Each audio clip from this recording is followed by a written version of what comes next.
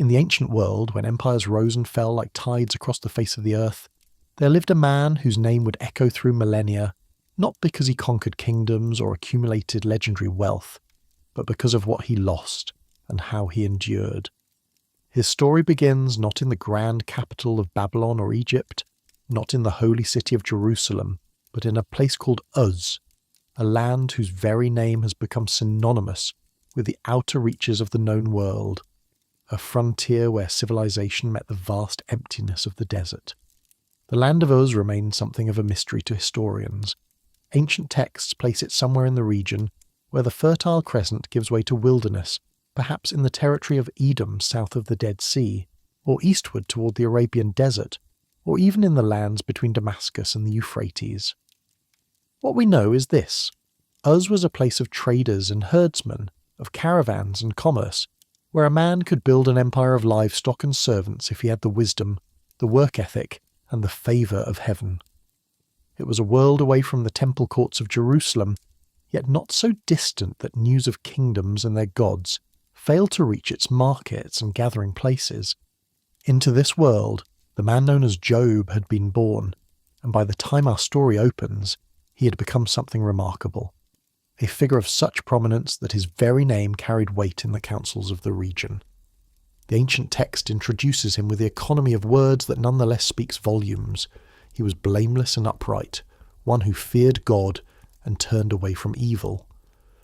To understand the weight of these words requires understanding what they meant in the ancient world and what they did not mean. The word translated as blameless comes from the Hebrew tam, a word that carries the sense of completeness, integrity, wholeness. This was not a claim to sinlessness. The ancient Hebrews had no illusions about human perfection, but rather a description of character. A tam man was one whose life possessed an essential coherence, whose private conduct matched his public profession, whose word could be trusted and whose dealings were honest.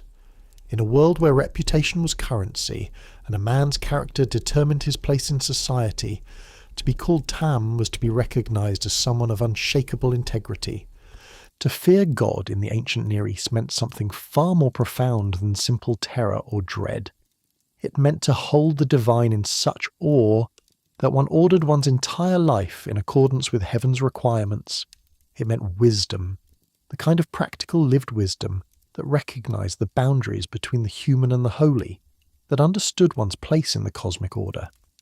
And to turn away from evil was not merely to avoid obvious sins, but to actively reject the kind of moral corruption that was endemic to the power structures of the ancient world. Exploitation of the poor, manipulation of the legal system, the worship of wealth and status above all else. This was the man. But who was he really beyond these noble descriptors? The text provides glimpses that allow us to reconstruct something of his life and world. He was the father of 7 sons and 3 daughters, numbers that would have resonated deeply with ancient readers attuned to symbolic significance.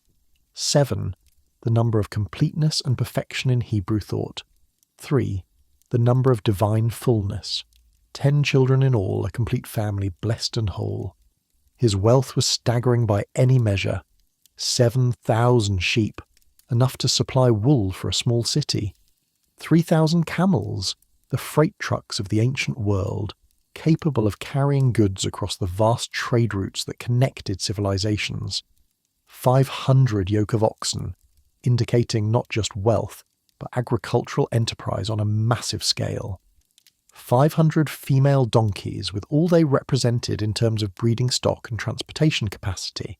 And servants, the text uses a word that indicates not enslaved persons, but hired workers and household staff. So many that they formed their own community within his estate.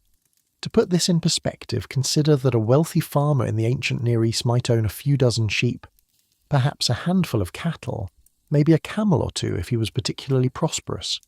Job's holdings placed him among the elite of the elite, a man whose economic influence rippled across the entire region. Caravans bearing his goods would have been a common sight on the trade routes. His name would have been known in markets from Damascus to the borders of Egypt. When he spoke in the city gates, the ancient equivalent of the town square where business was conducted and legal disputes were settled, Men listened. Yet wealth, for all its power to impress, was not what made the man from Uz remarkable. What set him apart was the kind of wealth it was, and more importantly, what he did with it. In a time and place where the accumulation of riches often came through exploitation, legal manipulation, and the ruthless exercise of power over the weak, Job's prosperity seems to have been clean. The text will later reveal, through Job's own testimony, that his wealth coexisted with generosity to the poor, justice for the oppressed, and compassion for the vulnerable. This was rare enough to be noteworthy. Wealth without corruption, power without oppression, success without moral compromise.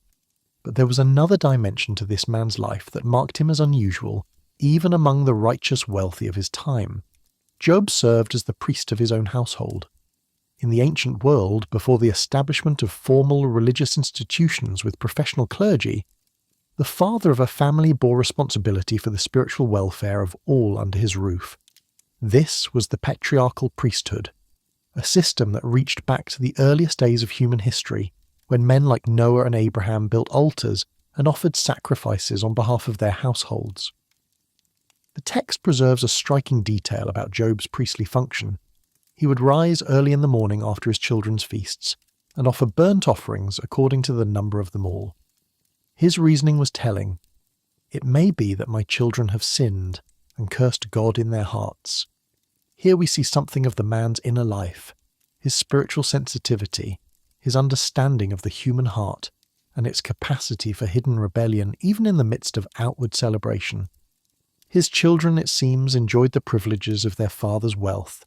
They would take turns hosting feasts, each brother in his own house, and they would send and invite their 3 sisters to eat and drink with them. This detail suggests a family that was close-knit, that enjoyed each other's company, that celebrated life together. In the ancient world, where family feuds over inheritance were common, and sibling rivalry could turn deadly, this picture of harmonious celebration speaks to something healthy in the family culture Job had cultivated. Yet their father's concern was not for the outward festivities, but for the inward condition of the heart. What if, in the abundance and ease of their celebration, his children had allowed resentment or entitlement to creep in? What if they had taken God's blessings for granted, or worse, had harboured secret complaints against the Almighty who had provided so lavishly? The very thought troubled Job enough that he made it his practice to sanctify them, to stand in the gap between heaven and his household, to ensure that whatever might have gone amiss in the privacy of the human heart was covered by sacrifice and atonement. The sacrifices themselves would have been substantial undertakings. A burnt offering in the ancient Near East was not a small ritual gesture, but a significant economic and spiritual act. A valuable animal, typically a bull, ram, or goat, would be completely consumed by fire on an altar, the smoke rising as a pleasing aroma to the divine. For Job to offer burnt offerings, according to the number of them all, meant 10 separate sacrifices, a considerable expense even for a man of his means. That he did this regularly, the text says continually, or always, indicates both his deep piety and his unwavering commitment to the spiritual health of his family. This practice reveals something crucial about Job's theology, his understanding of how the divine and human realms intersected. He believed in the power of sacrifice to cleanse and atone. He believed that sin could be hidden in the heart yet still require addressing before God. He believed that a father bore responsibility not just for the physical welfare of his children, but for their spiritual condition as well. And most tellingly, he believed that maintaining right relationship with God required active, ongoing effort. It was not something that could be taken for granted or treated casually. In all of this, we begin to see why the ancient text introduces Job as it does. This was not merely a good man or a successful man, but someone who had integrated righteousness into every dimension of his life. His business dealings were honest, his family relationships were healthy, his spiritual practices were disciplined and sincere. His concern for holiness extended beyond himself to encompass all those under his care. He had achieved something that was rare in his world and remains rare in ours, a life of coherent integrity, where private character and public conduct aligned, where prosperity and piety coexisted, where success had not corrupted the soul. The ancient Near Eastern world in which Job lived was one where such integration was not merely admirable, but essential to understanding one's place in the cosmic order. Wisdom literature from across the region, from Egypt to Mesopotamia, wrestled with questions of how to live well, how to prosper, how to maintain favour with the divine powers that govern the universe. One particularly striking parallel exists in a Mesopotamian text known as Ludlul Bel Nemeqi, sometimes called the Babylonian Job, which tells of a righteous sufferer who loses everything despite his piety and must wrestle with questions of divine justice. That such texts existed across cultures suggests that Job's story, while unique in its details and theological depth, addressed questions that haunted the entire ancient world. What made a person prosper? Why did the righteous sometimes suffer while the wicked seemed to flourish? How could one maintain favour with the gods or God? These were not abstract philosophical puzzles, but urgent, practical questions in a world where crop failure meant famine, where disease struck without warning, where invading armies could reduce a lifetime of accumulated wealth to ashes in a single day. In such a world, a man like Job represented a kind of proof, evidence that righteousness and prosperity could indeed go together, that serving God faithfully brought tangible blessings, that the moral order of the universe could be counted on to reward integrity and punish wickedness. This understanding, sometimes called retribution theology, was the dominant framework for making sense of life's outcomes in the ancient world. It was enshrined in the covenant traditions of Israel, where blessing and curse were explicitly tied to obedience and disobedience. It was assumed in the wisdom traditions, where the righteous were promised long life and prosperity, while the wicked faced ruin and early death. It was, quite simply, how people understood the way the world worked. And Job was the living embodiment of this theology's truth. His blameless character had brought him boundless blessing. His fear of God had resulted in prosperity beyond measure. His rejection of evil had been rewarded with a complete and harmonious family, with influence and respect in his community, with every good thing a person could desire. He was, in modern terms, Exhibit A for the proposition that goodness pays, that righteousness leads to flourishing, that God rewards those who honour him. The stage was set then, not just for a story about one man, but for a test of the entire framework by which the ancient world understood the relationship between human conduct and divine response. Everything in Job's life pointed to the truth of retribution theology. Everything suggested that his prosperity was the natural, expected, deserved result of his righteousness. Everything indicated that he had cracked the code, figured out the formula, achieved the blessed life that everyone sought but few attained. But there was something else at work, something Job himself could not see, something that would call into question not his righteousness, but the very framework by which righteousness and blessing were understood to connect. In the unseen realms, in the courts of heaven itself, a conversation was about to take place that would shatter the comfortable certainties of this prosperous, pious, perfectly integrated life. For now, though, in the land of Uz, in the house of the man called blameless and upright, in the midst of family celebrations and early morning sacrifices, in the daily round of commerce and counsel, everything seemed secure. The flocks multiplied, the harvest came in, the children flourished, the servants laboured faithfully. The patriarch rose before dawn to offer his sacrifices, and the smoke rose into the heavens, where it was received, or so everyone assumed with divine pleasure. What Job did not know, what he could not know, was that his life was about to become the centre of cosmic attention, that his faith, so carefully cultivated and faithfully expressed, was about to be tested in ways that would strip away everything the ancient world assumed about righteousness and reward, that the very integrity which made him blameless was about to be subjected to fires that would either refine it to even purer gold or reveal it as nothing more than self-interested calculation. The man from Uz stood at the pinnacle of what his world considered success. He was about to discover that the view from that pinnacle included vistas he had never imagined, depths he had never contemplated, and questions that centuries of human wisdom had never adequately answered. His story was about to begin in earnest, not in the markets and feasting halls of Uz, but in the throne room of heaven itself, where the nature of his faith was about to become the subject of a wager that would shake the foundations of everything he knew. The scene shifts in a way that would have been both familiar and startling to ancient readers. What follows is not metaphor or allegory, but a glimpse behind the veil that separates the seen from the unseen, the earthly from the eternal.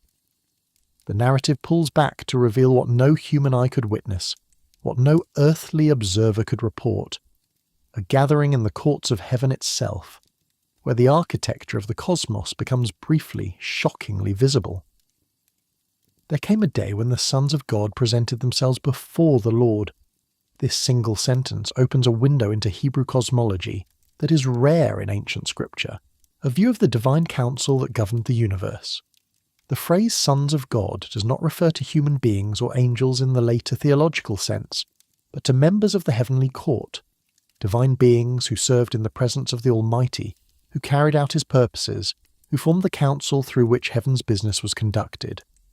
Ancient Near Eastern cultures all conceived of the divine realm as ordered like an earthly kingdom, with a supreme deity presiding over a court of lesser divine beings, each with their roles and responsibilities. In Israel's understanding, these heavenly beings, sometimes called the host of heaven, sometimes the divine council, were not independent gods competing for power, but rather servants of the one true God, reporting to him, receiving assignments from him, operating always under his sovereign authority. They were the administrators of cosmic order, the executors of divine will, the witnesses to heaven's judgments and decrees. That they should gather before the Lord to present themselves suggests a formal assembly, a scheduled convocation, a moment when the business of heaven required their collective attention and individual reports.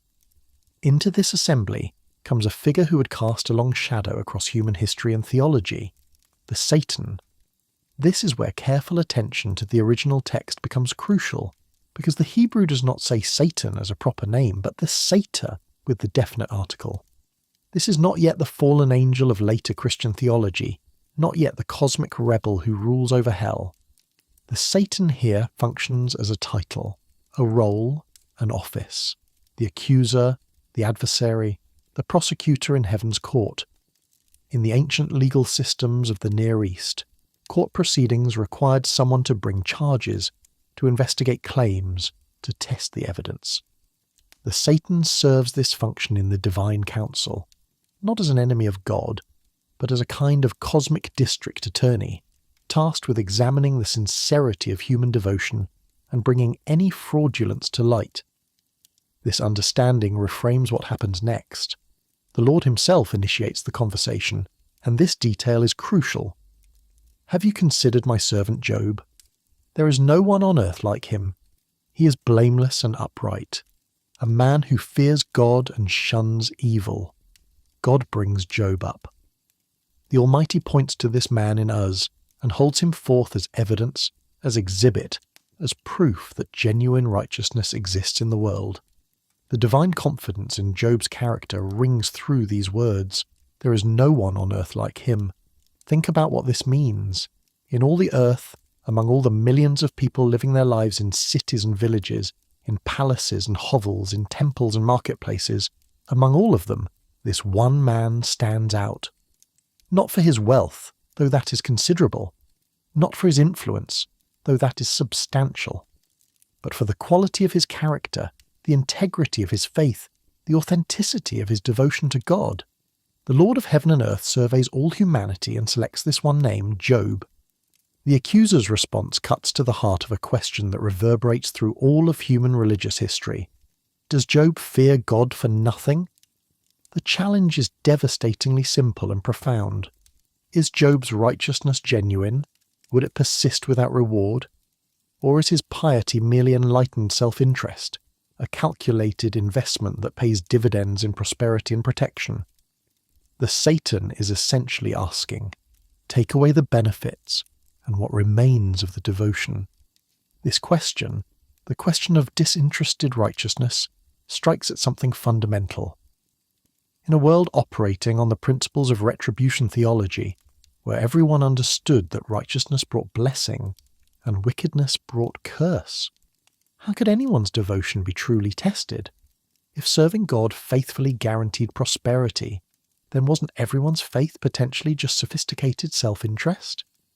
How could genuine love for God be distinguished from love for what God provides? The cosmic prosecutor is not attacking Job personally, so much as questioning whether the entire system of reward-based righteousness produces real devotion or merely sophisticated calculation. Have you not put a hedge around him and his household and everything he has? The accuser's words paint a picture. Job dwelling within a protective barrier, divinely maintained, impenetrable to the disasters and tragedies that strike other mortals. His servants don't fall sick, his livestock don't die, his business ventures don't fail, his children don't suffer, because God has surrounded him with supernatural protection. You have blessed the work of his hands so that his flocks and herds are spread throughout the land. Every enterprise prospers, every investment multiplies, every venture succeeds. Not because of Job's wisdom or effort, though those may be considerable, but because of a divine blessing.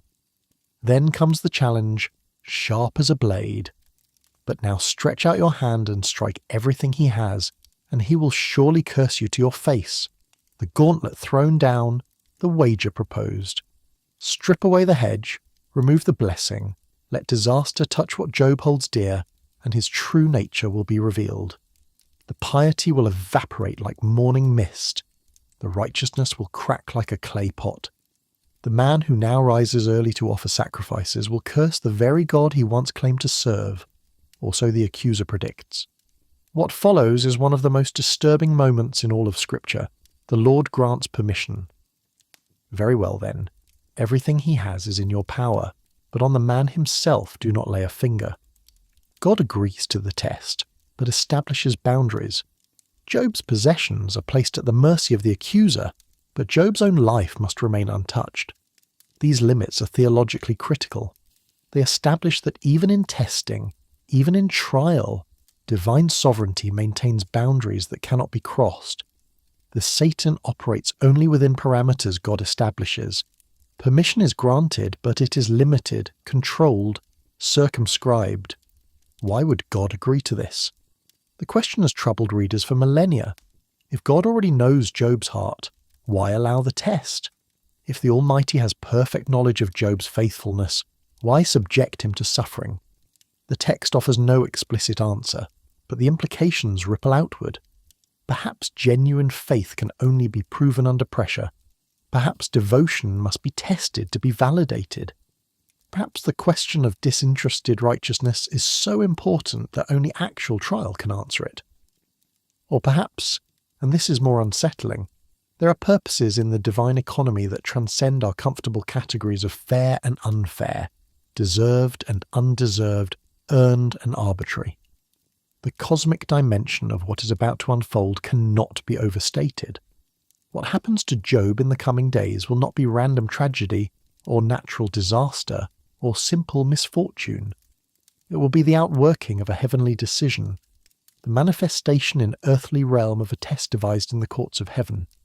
Job will experience his trials as a man experiences all trials, from the inside, without knowledge of causes, without understanding of purposes, without the perspective that would make sense of suffering. He will not know about this conversation. He will not understand that his faith has become the subject of cosmic attention. He will not realize that his endurance or failure will answer a question that matters far beyond his personal fate. This is the hidden architecture beneath the visible events of human life, the unseen reality that ancient wisdom literature rarely revealed so explicitly. The book pulls back the curtain to show what is always true but rarely visible, that human lives unfold against a backdrop of cosmic significance, that our struggles have dimensions we cannot perceive, that the universe watches and waits to see how we will respond when everything we trust proves uncertain, when everything we rely upon is stripped away, when faith must stand or fall on its own merit, unsupported by reward or reinforced by blessing. The divine council scene also establishes something about God's relationship to human suffering that will prove crucial for understanding everything that follows. God does not originate the evil that is about to befall Job. The accuser will be the active agent, the one who strikes the blows.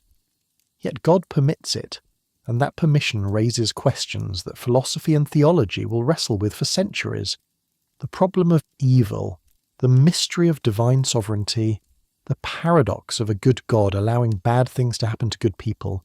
The text does not resolve these tensions, but rather presents them in their starkest form. The heavenly courtroom also reveals something about the nature of faith itself. In granting permission for the test, God is expressing confidence in Job's character that goes beyond mere knowledge to something like divine honour. The Lord is, in effect, putting his own reputation on the line. If Job fails, if he curses God under pressure, then the accuser's cynicism is vindicated, and the possibility of genuine, disinterested righteousness is called into question. If Job endures, if his faith proves authentic even without reward, then something precious is preserved, the possibility that humans can love God for who he is rather than for what he provides. This confidence God expresses in Job should not be mistaken for certainty in the sense of predetermined outcome. The test is real because the possibility of failure is real. Job's choices matter. His responses will be genuine, not scripted. The trial will cost him, whatever its outcome. Nothing about this scenario suggests a rigged experiment where God already knows the result and is merely going through motions. Rather, it suggests something more profound and more terrifying. That God entrusts genuine freedom to his creatures, that he allows real test with real stakes, that human faithfulness or failure has consequences that ripple through both earthly and heavenly realms. The boundaries God establishes, on the man himself do not lay a finger, will prove significant as the story unfolds. In this first test, Job's possessions and even his children are vulnerable, but his own body remains protected. Later these boundaries will shift, and another conversation in the heavenly court will grant permission for Job's physical person to be attacked. This progression, from external losses to personal suffering, suggests something about the architecture of testing itself, a movement from outer rings to inner core, from what we have to who we are. As the scene in heaven concludes, the accuser departs from the presence of the Lord, armed with terrible permission, heading toward the unsuspecting man in Uz whose life is about to be shattered. The contrast is almost unbearable. Job, rising early to offer sacrifices, going about his daily business, perhaps sitting in council at the city gate, reviewing accounts of his vast enterprises, enjoying the health and harmony of his family, utterly unaware that cosmic forces have been set in motion, that his name has been spoken in heaven's courts, that everything he has is now, suddenly, terrifyingly vulnerable. The divine council scene serves as a hinge in the narrative, a pivot point between the prosperity of Job's former life and the catastrophe about to engulf him. It transforms what will follow from a story about random tragedy or personal misfortune into something far more significant. A cosmic test case, a trial that will probe the foundations of faith itself, a question posed not just to one man but to all humanity across all ages. Will we serve God for nothing? Can devotion survive the loss of everything? Is faith real when reward is stripped away? For readers of this text, the knowledge of this heavenly conversation creates a kind of dramatic irony. We know what Job does not know. We understand dimensions of his suffering that he cannot perceive. We see purposes that remain hidden from him. This knowledge should create not satisfaction at being in on the secret, but rather a kind of awe mixed with dread. If this could happen to the most righteous man on earth, without his knowledge and without his fault, then what does that suggest about the hidden architecture of all our lives? What cosmic conversations might have determined the parameters of our own trials? What tests might we be undergoing without understanding their origin or purpose? The scene also establishes a pattern that will recur. God initiating, the accuser challenging, permission granted within limits, and then silence from heaven as events unfold on earth. Job will not hear a divine voice explaining his trials. No angel will appear to comfort him with knowledge of the heavenly conversation. He will be left, like all suffering humans, to make sense of catastrophe without access to its causes, to endure trial without understanding its purposes, to choose faith or despair based solely on who he believes God to be. not on what he can see God doing. As the narrative prepares to shift back to Earth, to the land of Uz, where an unsuspecting man continues his blameless, upright life, the weight of what has been revealed presses down upon the story. The stakes are now clear. The question is now defined. The test is now authorized. All that remains is for the blow to fall, for the perfect life to be subjected to perfect disaster, for the righteousness that has known only reward to discover what it will become when reward is replaced by ruin. The wager of heaven descends toward the life of one man, and the universe holds its breath, waiting to see if faith can survive when every reason for faith is systematically destroyed. The answer will come not in the courts of heaven, but in the ashes of Uz, not in theological debates, but in the raw reality of human endurance, not in words, but in the choices one man makes when everything he loves is taken, and everyone he trusts has gone silent, and the God he serves seems to have turned his face away. The day began like any other in the land of Uz. The sun rose over the desert horizon, casting its first light across vast pastures where thousands of sheep grazed. In the fields, 500 yoke of oxen moved in their slow, steady rhythm, turning soil that would yield another harvest. Somewhere on the trade routes, caravans of camels carried goods to distant markets, their drivers unaware that this would be their last journey. In the household, servants went about their duties with the easy confidence of those who serve a good master in a prosperous house, and in the homes of Job's children, preparations were underway for another feast, the regular rotation of celebrations that marked the family's closeness and joy in each other's company. Job himself likely spent the early morning as he always did, rising before dawn to offer sacrifices on behalf of his children. The familiar ritual, selecting the animals, preparing the altar, watching the smoke rise into the pale sky, praying that whatever inadvertent sins might have lodged in his children's hearts would be covered, cleansed, forgiven. It was a routine that had brought him peace for years, the satisfaction of knowing he had done everything within his power to maintain holiness in his household. He could not have known that on this particular morning his sacrifices were rising into a heaven where his name had just been spoken in ways he could never have imagined, where permissions had been granted that would transform this ordinary day into a hinge point of human history. The first messenger arrived while the morning was still fresh. He came running, and everything about his appearance, the terror in his eyes, the breathlessness of his speech, the dust that covered him from hard riding, signalled catastrophe. The literary structure of what he reported, and of what the other messengers would report in rapid succession, follows a pattern so precise it becomes almost liturgical in its horror. Each report follows the same architecture: identification of the disaster, description of total loss, and then the terrible refrain that marks each speaker: "And I alone have escaped to tell you." The Sabaeans, the first messenger, gasped. Raiders from the south, tribal warriors known for their swift strikes and their ruthlessness. They had fallen upon the oxen and donkeys while they were ploughing and grazing nearby.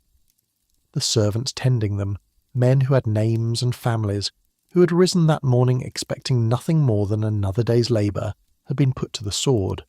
500 yoke of oxen, 1,000 in total. 500 female donkeys, the agricultural foundation of Job's wealth, the working animals that represented not just value, but productive capacity, gone in a single violent assault. And of all who had been there, only this one man survived to bring the news. While he was still speaking, and this detail is crucial, the overlapping of catastrophes, the way one disaster crashes into the next without pause for processing or grief, another messenger arrived. Fire fell from heaven, he reported, his voice breaking with the impossibility of what he had witnessed. Modern readers might think of lightning, and perhaps that is what it was, but the ancient text uses language that suggests something more terrible, more unnatural. The fire consumed the sheep and the servants. 7,000 sheep, the wool that clothed thousands, the wealth that had marked Job as a man of substance, reduced to charred carcasses in moments, and the servants with them, men who had been going about their duties, who had no warning and no chance to flee. Again the refrain, "And I alone have escaped to tell you." the mathematical precision of the destruction begins to become apparent. From the south, raiders. From the sky, fire. And while the second messenger was still delivering his awful news, a third appeared, this one bearing word from the east. The Chaldeans, he reported, raiders from Babylonian territories, organized into 3 bands for maximum efficiency, coordinated in their attack. They had swept down on the camels and carried them off. 3,000 camels, the freight trucks of the ancient world, the means by which Job's goods reached distant markets and foreign commodities reached his warehouses. The servants guarding them had been killed. And I alone have escaped to tell you. 3 messengers, 3 directions, 3 different forms of catastrophe. The ancient reader, attuned to symbolic patterns, would have felt the weight of completeness here. Not random misfortune, but something that felt designed, comprehensive, total. From the south, human violence. From above, natural disaster. From the east, organized military-style assault. The attacks came from multiple vectors, each one striking at a different component of Job's wealth, each one leaving only a single survivor to report. This was not the way disasters normally unfolded. This was not the pattern of ordinary misfortune. Something about the coordination, the timing, the totality of it all suggested forces at work that transcended normal causation. But there remained one more direction, one more dimension of Job's life not yet touched. While the third messenger was still speaking, the text repeats this detail again, emphasizing the cascade, the way catastrophe piled upon catastrophe without respite.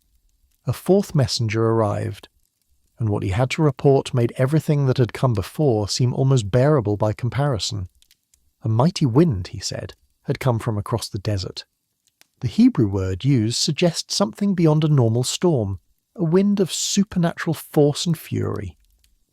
It struck the 4 corners of the house, where Job's eldest son was hosting his brothers and sisters for their feast. The house collapsed. All of Job's children, 7 sons and 3 daughters, the perfect family, the complete blessing, were dead. Every single one. And I alone have escaped to tell you. The literary pattern completes itself with this 4th messenger. 4 messengers representing the 4 cardinal directions: north, south, east, west. The attacks have come from everywhere, from every point of the compass, as if the entire cosmos had turned hostile. And this final blow strikes not at Job's possessions, but at his heart, not at his wealth, but at his legacy, not at what he owned, but at whom he loved. In ancient Near Eastern culture, children represented not just emotional bonds, but continuity, legacy, the perpetuation of name and family line. To lose all one's children in a single catastrophe was to have one's future erased, one's posterity eliminated, one's reason for building and accumulating destroyed in an instant. Try to imagine the moment. Job, who had just heard of the destruction of his livestock and the death of numerous servants, now receives word that his children, all of them, every son and daughter, are gone, dead in a collapsed building crushed under rubble, killed while celebrating together in what should have been safety and joy. The feast that was meant to strengthen family bonds became the occasion of family annihilation. The gathering that expressed their closeness trapped them in proximity to death. And Job's practice of rising early to offer sacrifices for them, his concern that they might have sinned in their hearts during their celebrations, now seems almost cruelly ironic. He had tried to protect them spiritually, had faithfully interceded for them before God, and yet this was what heaven allowed. The text records Job's immediate physical response with stark simplicity. He rose, tore his robe, and shaved his head. These were the ancient signs of deep mourning, gestures that every person in the ancient Near East would have recognized immediately as expressions of overwhelming grief. The tearing of garments was not a small rip, but a violent rending, usually starting at the collar and tearing downward, a physical expression of inner tearing, of the way sorrow literally feels like something being ripped apart inside the chest. The shaving of the head, or in some ancient traditions the cutting of hair and beard, was a way of marking oneself as changed, as having passed into a different state of being. The person who woke up that morning was not the same person who stood now surrounded by messengers bearing catastrophic news. That person was, in a sense, dead. What remained was someone marked by loss, identified by grief, transformed by tragedy. But then Job did something that defies all normal human response, something so unexpected that it reverberates across millennia. He fell to the ground, not in despair but in worship. The text is explicit. He worshipped. In the midst of overwhelming loss, with his wealth destroyed and his children dead, with every reason for faith shattered and every basis for trust undermined, the man from Uz fell down and worshipped the God who had allowed this to happen. His words have become among the most famous in all of religious literature, quoted in context from ancient funeral liturgies to modern memorial services. Naked I came from my mother's womb, and naked I will depart. The Lord gave, and the Lord has taken away. May the name of the Lord be praised. Or in older translations, blessed be the name of the Lord. These sentences contain theological depth that would take volumes to fully explore, but several dimensions demand attention.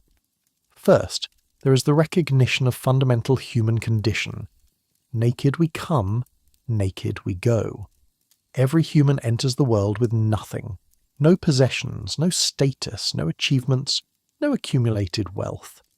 An infant possesses nothing but its own being, utterly dependent, completely vulnerable, empty of everything except potential and need.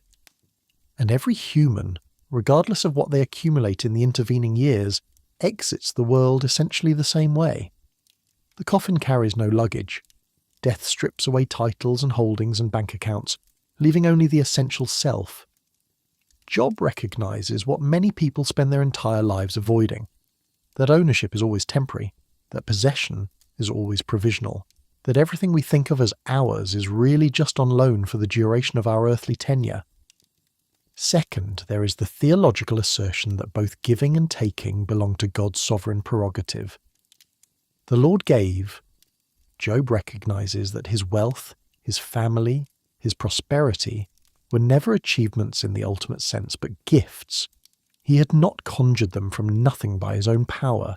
He had not earned them in any absolute sense. They were blessings that came from beyond himself, from the hand of the divine giver, and if God gave them, then God retains the authority to reclaim them. The Lord has taken away, not the Sabaeans, not the fire, not the Chaldeans, not the wind.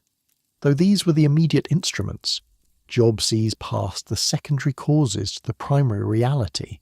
God permitted this. God allowed this. In some mysterious sense, God was responsible for this. This is not the response of someone in denial about the reality of what has happened. Job is not sugarcoating his loss or pretending it doesn't hurt. The torn robe and shaved head make clear that he feels the full weight of grief, but neither is he shaking his fist at heaven or cursing the forces that destroyed his life. Instead, he's locating his suffering within a framework of divine sovereignty that refuses to fragment reality into zones of God's control and zones beyond God's control. If God is truly God, Job seems to be saying, then nothing happens outside the sphere of divine authority. Not the good things that came to him over the years, and not the terrible things that have struck him today. And then the final clause, the one that determines whether everything before it represents faith or fatalism.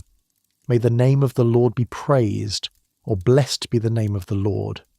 This is not grudging acceptance. This is not passive resignation. This is not the bitter sarcasm of someone who has given up on meaning and decided to mouth pious phrases while inwardly cursing reality. The Hebrew word for blessed or praised carries weight here. It is an active expression of honour, an acknowledgement of worthiness, a declaration that God remains worthy of worship even when everything that made worship seem reasonable has been stripped away. The text immediately adds its own commentary, lest anyone miss the significance of what just happened. In all this, Job did not sin by charging God with wrongdoing. This verdict matters. Job's response in this moment, his worship in the midst of catastrophe, his blessing of God's name while surrounded by the wreckage of his life, is deemed righteous. He has not sinned. He has not blasphemed. He has not, as the accuser predicted, cursed God to his face. The first test has been passed, though Job has no idea he was being tested, no knowledge that cosmic eyes were watching to see how he would respond, no awareness that his reaction in this moment of extreme pressure has validated something essential about the possibility of genuine, disinterested righteousness. But we must not move past this moment too quickly or treat Job's response as if it were easy or automatic or somehow less than fully human. The text itself creates space for the reality of grief, even while recording the triumph of faith. Job tore his robe. Job shaved his head. Job fell to the ground. These are not the actions of someone unaffected by loss. These are the responses of a man whose world has just collapsed, whose heart has been shattered, whose future has been erased. The worship that follows does not negate the grief. It coexists with it.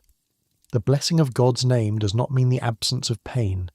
It means the presence of trust that survives even pain. This is a crucial distinction because much bad theology has been built on the assumption that faith means not feeling, that trust requires the suppression of human emotion, that righteousness demands a kind of stoic indifference to suffering. Job's response teaches something different, that grief and worship can exist in the same moment, that lament and trust can be held together, that it is possible to feel the full weight of loss while still maintaining orientation toward God. This is not faith despite emotion, but faith through emotion, not trust that pretends everything is fine, but trust that acknowledges everything is terrible and yet refuses to conclude that God is not good. The ancient reader would have understood something else as well. Job's response in this moment was radically countercultural. In the ancient Near East, when catastrophe struck, the normal religious response was to assume that some god had been offended, some ritual had been neglected, some sin had been committed that required punishment.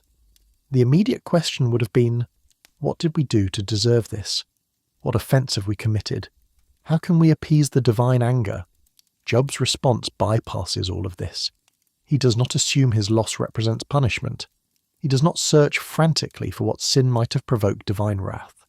He does not treat his suffering as evidence that God has turned against him.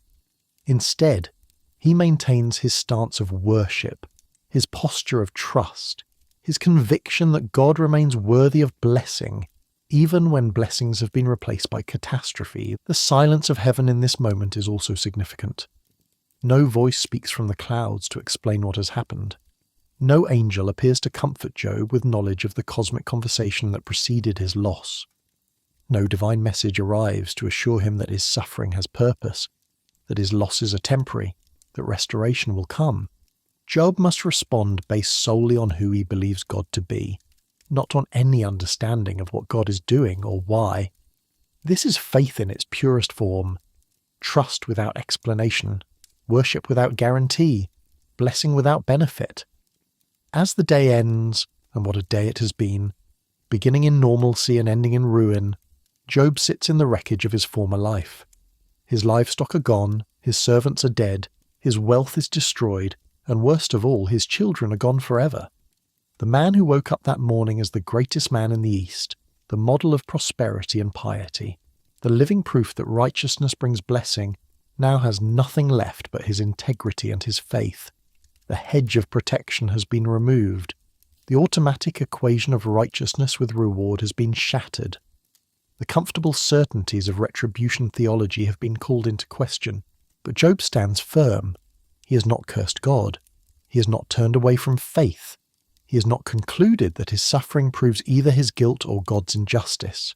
He has passed the first test, though he does not know there was a test and has no idea that in the courts of heaven his response has been noted, that the question of disinterested righteousness has been answered, at least for now. Yet even as the immediate crisis passes, even as Job maintains his integrity through this first storm of catastrophe, the narrative warns us not to relax. The accuser has been proven wrong in his prediction that Job would curse God when stripped of possessions and family. The question of whether Job fears God for nothing has received an initial answer. But the story is not over. The test is not complete. And in the heavenly courts, another conversation is about to take place, one that will push the limits of the test beyond external losses to internal suffering, beyond what Job has to who Job is, beyond the circumference of his life to the very centre of his being. For now, though, as night falls over us, a man sits in grief and worship, in loss and faith, in the ashes of everything he once had, and the endurance of everything he truly is. The first wave has crashed over him, and he has not been swept away. But a greater wave is gathering, and the storm that has begun is far from over. Time passed, though the text does not tell us how much. Days, perhaps weeks, maybe longer, a period during which the man from Uz lived with his losses, adjusted to a reality stripped of wealth and emptied of children, maintained his integrity in the face of catastrophe. The servants who survived surely looked at their master with a mixture of awe and confusion. Here was a man who had lost everything yet continued to worship, who bore grief without bitterness, who maintained his posture of faith even when every reason for faith had been demolished. It was not the response anyone expected. It was not the pattern that conventional wisdom predicted. And in the invisible realms, it was not the outcome the accuser had confidently forecast. Then came another day when the sons of God presented themselves before the Lord, and the Satan also came among them to present himself before the Lord. The heavenly court convened again, the same assembly, the same cosmic bureaucracy conducting the business of heaven and earth. The repetition of the scene suggests something about the divine order. This was not an emergency session called in response to Job's surprising endurance, but rather a regularly scheduled gathering, the normal rhythm of heavenly administration. What had been cosmic crisis from Job's perspective had been, from heaven's viewpoint, a contained experiment, a bounded test, an initiative that required follow-up assessment. The Lord initiated the conversation again, and his words carried a note that might almost be called satisfaction. Have you considered my servant Job? There is no one on earth like him. He is blameless and upright, a man who fears God and shuns evil, and he still maintains his integrity, though you incited me against him to ruin him without any reason. The divine speech contains several elements worth careful attention.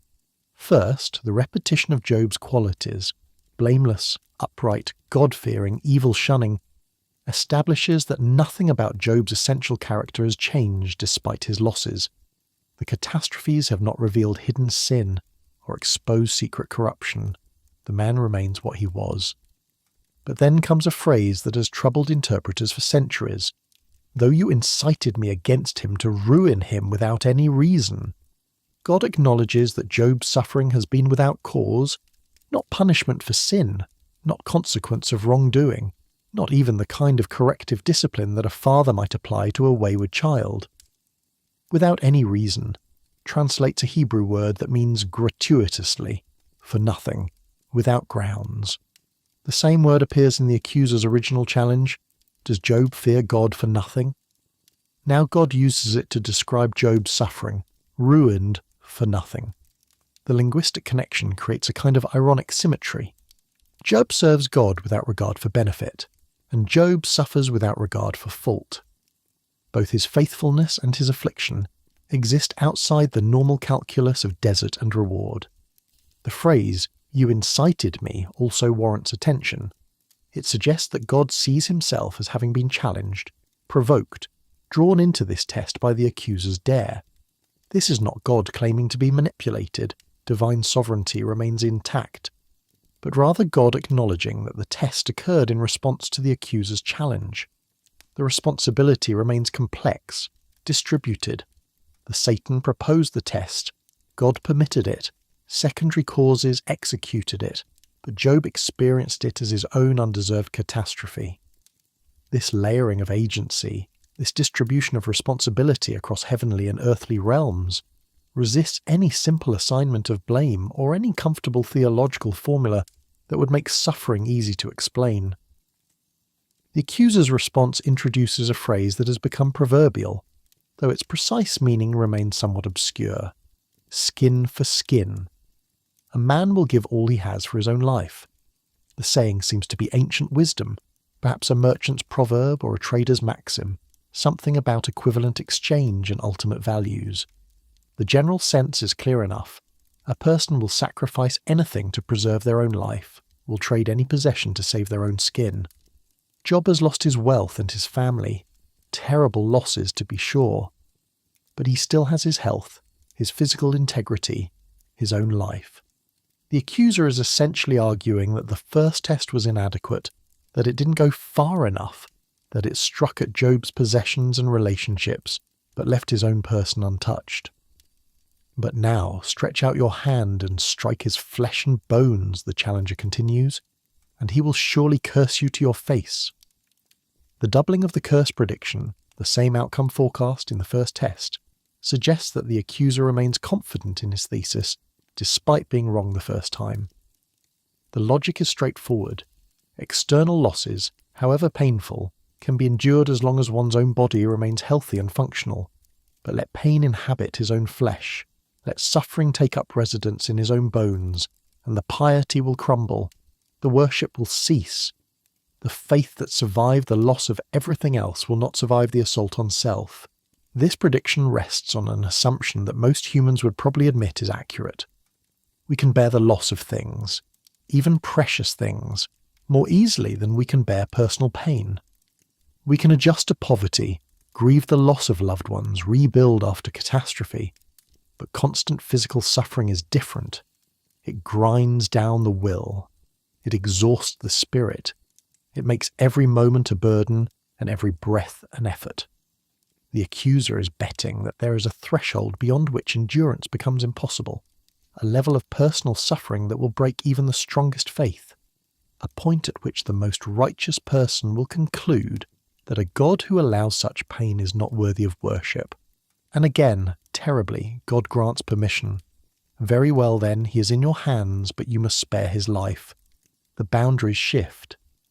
In the first test, Job's possessions and family were vulnerable, but his person was protected. Now his own body is placed within the sphere of permissible attack, though one absolute limit remains. His life must be preserved. The accuser can inflict suffering but not death, can torment but not terminate, can push Job to the very edge of what a human can endure but cannot push him over into the release of oblivion. Why this limit? Why preserve life if the point is to test whether suffering will break faith? The answer seems to be that death itself would end the test prematurely. A person who dies escapes the ongoing burden of suffering, moves beyond the realm where faith and doubt contend, enters whatever lies beyond this life. The test requires that Job remain alive, conscious, aware, capable of response. Only a living person can maintain faith or abandon it, can worship or curse, can endure or despair. The preservation of life ensures that the question remains open, that Job must continue to choose, moment by moment, day by day, how he will respond to suffering that seems to have no end and no purpose. So the Satan went out from the presence of the Lord and afflicted Job with painful sores from the soles of his feet to the crown of his head. The description is deliberately comprehensive, from bottom to top, covering his entire body, no part spared. The Hebrew word translated as sores or boils suggests eruptions on the skin, painful lesions, wounds that ooze and itch and throb. Medical experts across the centuries have proposed various diagnoses based on the symptoms described throughout the book: elephantiasis, pemphigus, leprosy, severe eczema, or other dermatological conditions. But the text itself shows no interest in precise medical identification. What matters is not the clinical name but the experiential reality. Job's entire body becomes a source of torment. Later passages in the book will fill in more details of Job's condition. His skin grows black and peels from his body. Worms infest his flesh. He experiences constant itching and pain. He cannot sleep. His breath becomes offensive. His bones ache with relentless throbbing. He loses weight until he becomes emaciated. His appearance becomes so altered that friends who have known him for years barely recognize him. He becomes, in short, a figure of such complete misery that he embodies suffering itself. that his very presence makes observers uncomfortable, that people begin to avoid him because the sight of his condition is too disturbing to bear. The text records a small but significant detail. Job took a piece of broken pottery and scraped himself with it as he sat among the ashes. The broken pottery, a potsherd, a fragment of a shattered vessel, becomes his tool for the desperate attempt to relieve itching or remove dead skin, or somehow address the intolerable condition of his body. The image is stark. The man who once owned thousands of livestock and commanded numerous servants now sits in ashes, alone with his pain, using trash to scrape at his festering sores. The ashes themselves carry symbolic weight in ancient Near Eastern culture. They were associated with mourning, with penitence, with the reduction of all pretense and pride to the basic elements of earth and dust. This is Job's new location, his new situation, his new identity. He has moved from the city gates where he once sat in honour to the ash heap where the destitute and diseased were relegated. He has descended from the pinnacle of prosperity to the pit of affliction. His body, which was healthy and strong, has become a burden he cannot escape. His life, which was comfortable and secure, has become a torment he cannot end.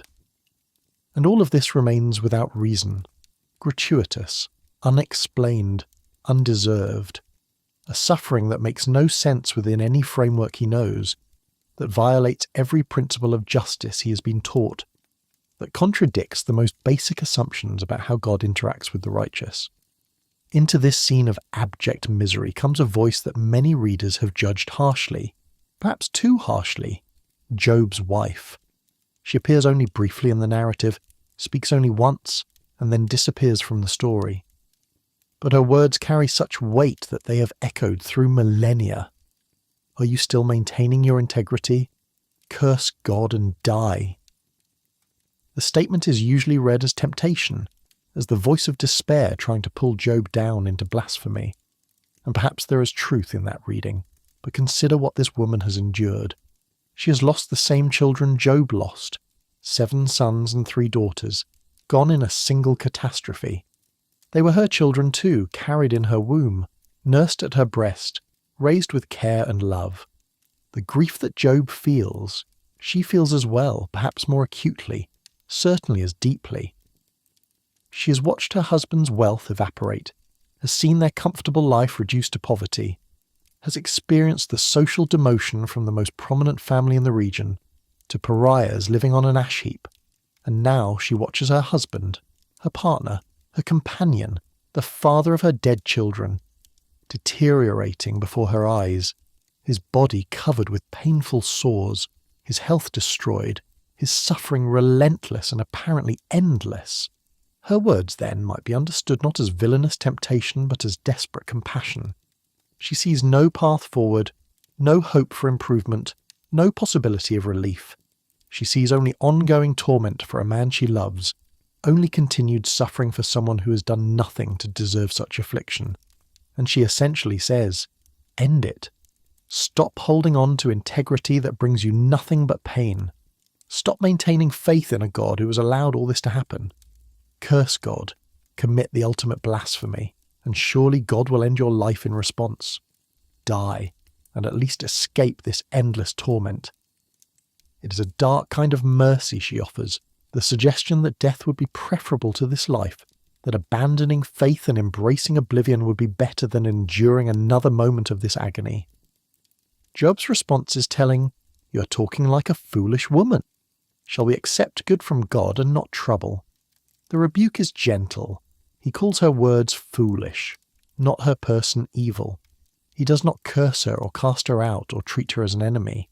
He simply refuses her counsel, rejects her logic, and articulates a principle that will become central to the entire story.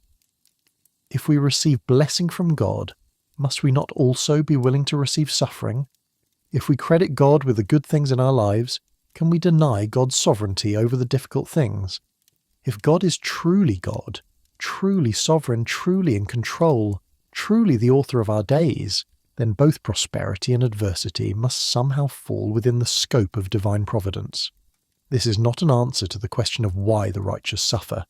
It is not an explanation of how divine goodness and human agony can coexist. It is not even a particularly comforting statement. There is nothing warm or reassuring about the suggestion that we must accept trouble from God just as we accept good. But it is a statement of theological coherence, an insistence that faith must be comprehensive or it is nothing, that trust cannot be extended only when circumstances are pleasant, that worship cannot be conditional on blessing without ceasing to be real worship at all. The distinction Job makes between sin and foolishness is also important. He does not accuse his wife of wickedness, but of foolish speech, of saying things that, however understandable given her grief and despair, do not reflect wisdom or truth. There is compassion in this distinction, a recognition that people in extreme suffering may say things they do not fully mean, may express despair without truly abandoning faith, may articulate darkness without permanently embracing it. Job himself, in the chapters to come, will say many things that sound like abandonment of faith, will express wishes for death and complaints against God, will walk right up to the edge of blasphemy without quite crossing over. He will discover how thin the line can be between honest lament and actual apostasy, between expressing pain and rejecting God. The text adds its verdict again, as it did after the first test. In all this, Job did not sin in what he said. The second test has been passed. The accuser has been proven wrong again. Job has not cursed God to his face. Despite affliction that has made his life a torment, despite pain that pervades every moment of every day, despite the degradation from prosperity to poverty, and from health to disease, despite even the counsel of his wife to abandon integrity and embrace blasphemy, Job maintains his posture of faith. He has refused to fragment reality into zones where God is sovereign and zones where God is absent. He has refused to worship God only when God's gifts are pleasant. He has refused to make his faith contingent on his circumstances. But we must not read this as if it were easy or automatic or somehow less than fully human. The text describes Job sitting among ashes, scraping his sores with broken pottery, experiencing pain that will later be described in excruciating detail. This is not serene acceptance. This is not peaceful resignation. This is not the smile of someone who has transcended suffering through spiritual enlightenment. This is raw endurance, the day-by-day, moment-by-moment choice to continue trusting when everything screams that trust is foolish, to continue believing when evidence suggests belief is delusion, to continue maintaining integrity when integrity brings nothing but ongoing torment. The silence of heaven in this second test is even more pronounced than in the first. After the loss of possessions and children, Job at least had his health, had the capacity to function, had a body that obeyed his will and served his needs. Now even that is gone. He sits in ashes, his body betraying him, his life reduced to an existence that seems barely worth maintaining. And no voice comes from heaven to explain, to comfort, to assure him that this suffering has purpose or that restoration will come. He is left alone with his pain, his wife's despairing counsel, and his own choice about whether to maintain the faith that has defined his life, or to abandon it in favour of the release that death might bring. In the ash heap, surrounded by the wreckage of his former life and imprisoned within the torment of his afflicted body, Job chooses to endure. He refuses his wife's counsel. He maintains his integrity. He continues to acknowledge God's sovereignty over both good and trouble. The question of disinterested righteousness has received an even stronger answer than in the first test. Job does not fear God for nothing. He fears God for less than nothing, continues to honour God even when faithfulness brings not blessing but agony, maintains worship even when worship costs him everything, and returns to him not reward but relentless suffering. Yet the story is still not over, and Job's trial is only beginning. What he does not know, what he cannot see, is that his greatest test will not be the sudden catastrophes, or even the ongoing physical torment, but rather the long, grinding struggle to make sense of suffering that makes no sense, to maintain faith when every theological framework he knows suggests that his affliction must mean either that he is guilty of hidden sin, or that God is guilty of gross injustice. The silent endurance of these first tests will give way to something more turbulent, more desperate, more dangerous to the soul than physical pain. The attempt to understand, the demand for explanation, the wrestling with questions that have no easy answers, and perhaps no answers at all within the limits of human wisdom. For now, though, as Job sits among the ashes, his body broken and his life reduced to existence without pleasure or hope, he has proven something essential: that faith can survive when every reason for faith is destroyed, that worship can persist when worship brings no benefit, that integrity can be maintained even when integrity costs everything. The accuser has been proven wrong twice now. The question of disinterested righteousness has been answered decisively. But Job himself has no knowledge of this vindication, no awareness that his endurance has cosmic significance, no comfort from understanding that his suffering has validated something precious about the possibility of genuine faith. All he knows is pain. All he experiences is loss. All he can see is the collapse of everything that made life worth living and the persistence of everything that makes life barely endurable. His body has become his prison. His life has become his torment. And he must somehow continue to exist in this condition, day after day, with no end in sight and no explanation provided, choosing in each moment whether to maintain the trust that has defined him or to abandon it in favour of the despair that his circumstances seem to justify. The second wave has crashed over him and he has not been swept away. His body is broken, but his faith stands firm. His life has been reduced to suffering, but his integrity remains intact. He has passed the second test, though he does not know there was a test and receives no reward for passing, except the continuation of the very suffering that tested him. And as he sits in the ashes, alone with his pain and his persistence, the narrative prepares to shift again, this time not to the courts of heaven but to the arrival of witnesses, of friends who will come to mourn with him and then stay to debate with him, whose presence will transform his trial from silent endurance into articulated struggle, whose counsel will force him to defend not just his actions, but his very understanding of God, justice, and the meaning of suffering in a universe governed by divine sovereignty. News travelled slowly in the ancient world, carried by merchants and caravans, passed from village to village, spread through the networks of kinship and commerce that connected distant regions. But when a man as prominent as Job fell from prosperity to catastrophe, when someone who had been the greatest man in the East was reduced to sitting in ashes covered with sores, the word spread. And 3 men who knew him, who counted themselves his friends, heard the news and made a decision that would transform Job's trial from silent endurance into agonized articulation. They would come to him, to mourn with him and comfort him. Their names were Eliphaz the Temanite, Bildad the Shuhite, and Zophar the Naamathite. The regions from which they came, Teman, Shua, Nama, were territories associated with wisdom traditions in the ancient Near East. These were not random acquaintances, but men of standing and learning, people whose counsel carried weight, whose understanding of life and divine matters was considered deep and reliable. They were, in their world, the equivalent of philosophers or theologians, men who had spent their lives thinking about the great questions of existence, and who believed they understood the principles by which the universe operated. They made an appointment to meet together, suggesting coordination and intentionality, a planned journey rather than spontaneous visits.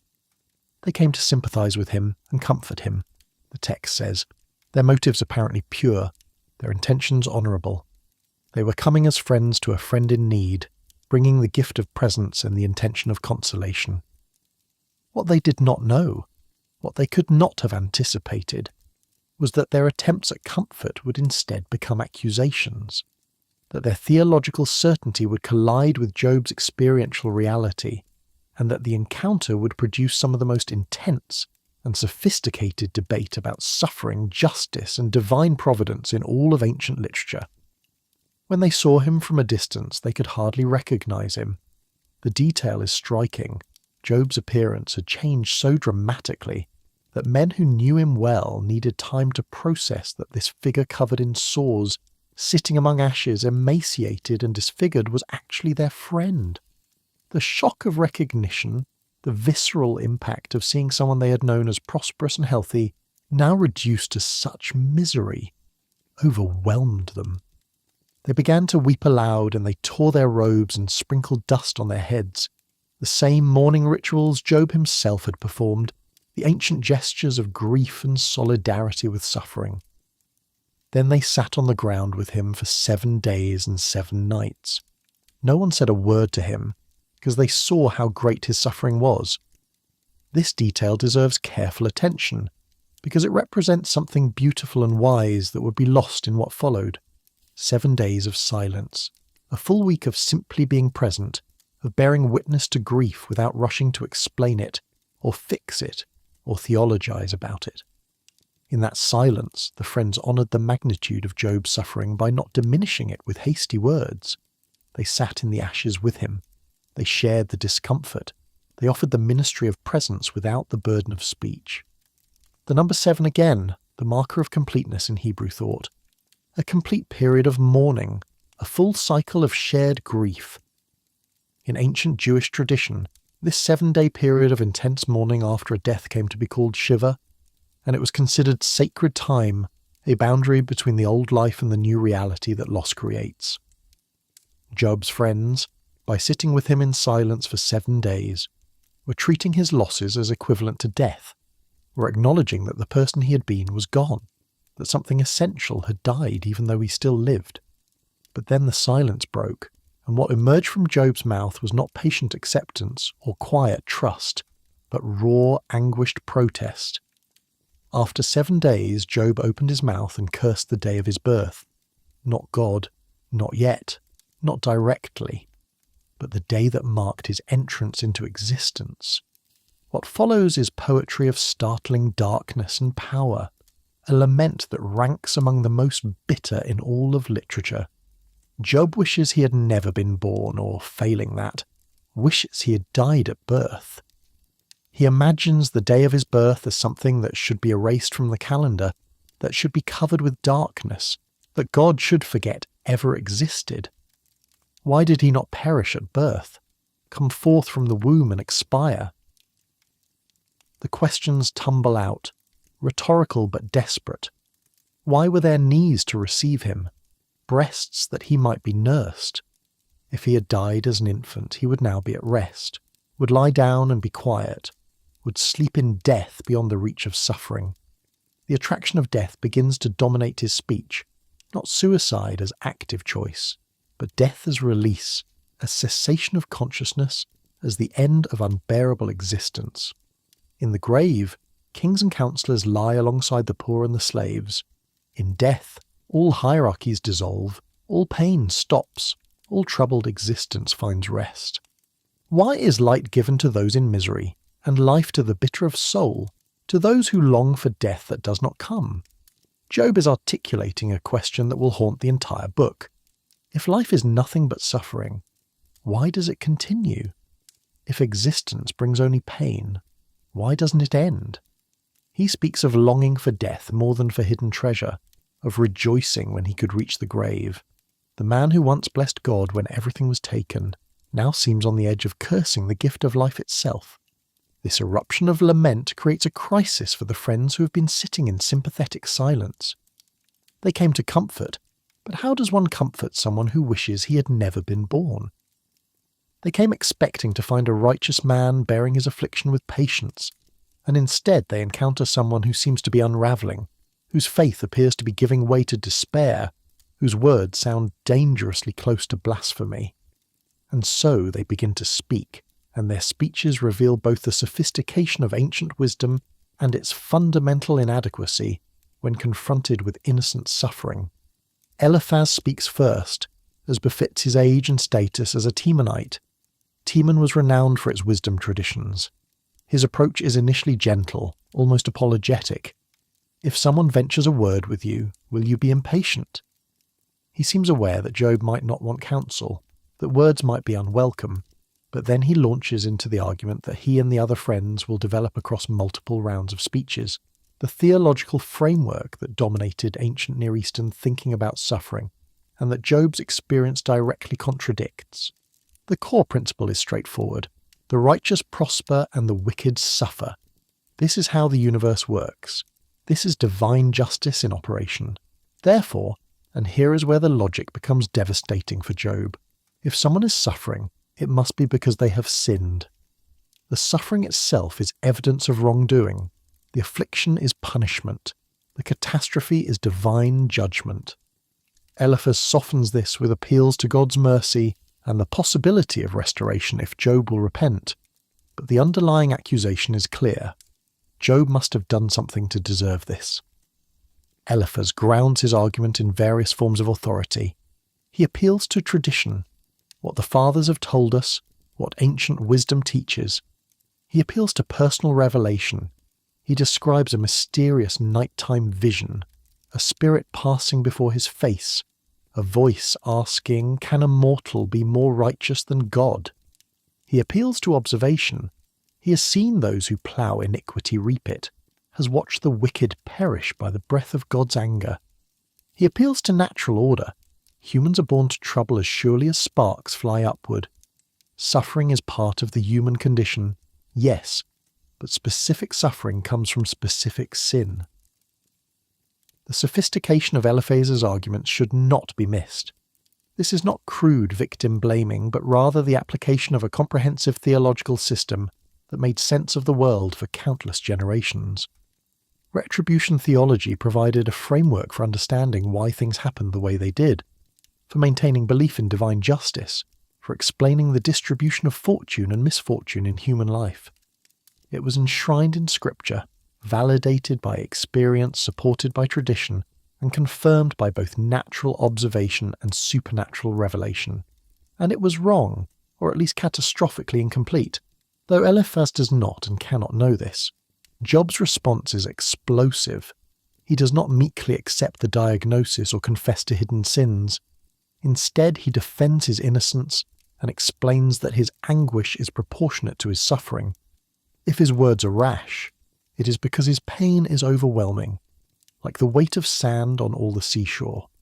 He compares his affliction to poison arrows from the Almighty, to terrors arrayed against him by God himself. This is the beginning of what will become a sustained theme in Job's speeches. His suffering comes from God, not from his own sin, and therefore the conventional theology that his friends espouse fails to account for his experience. Job introduces ideas that will recur throughout the debate. He wishes God would grant his desire and crush him, let loose his hand and cut him off.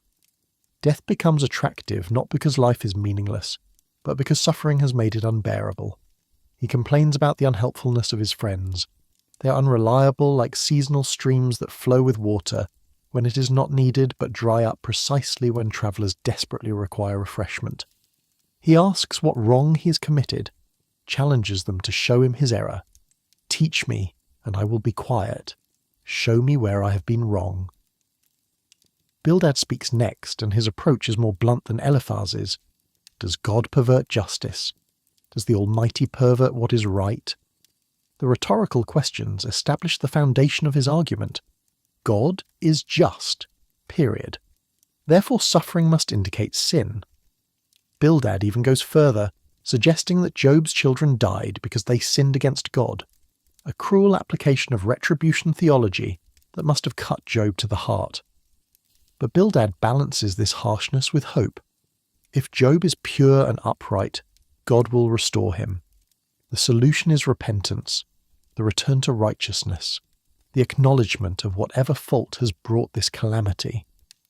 Bildad grounds his argument in the wisdom of the ancients. Ask the former generation and find out what their ancestors learned. He is appealing to the tested wisdom of tradition, to the accumulated understanding of generations.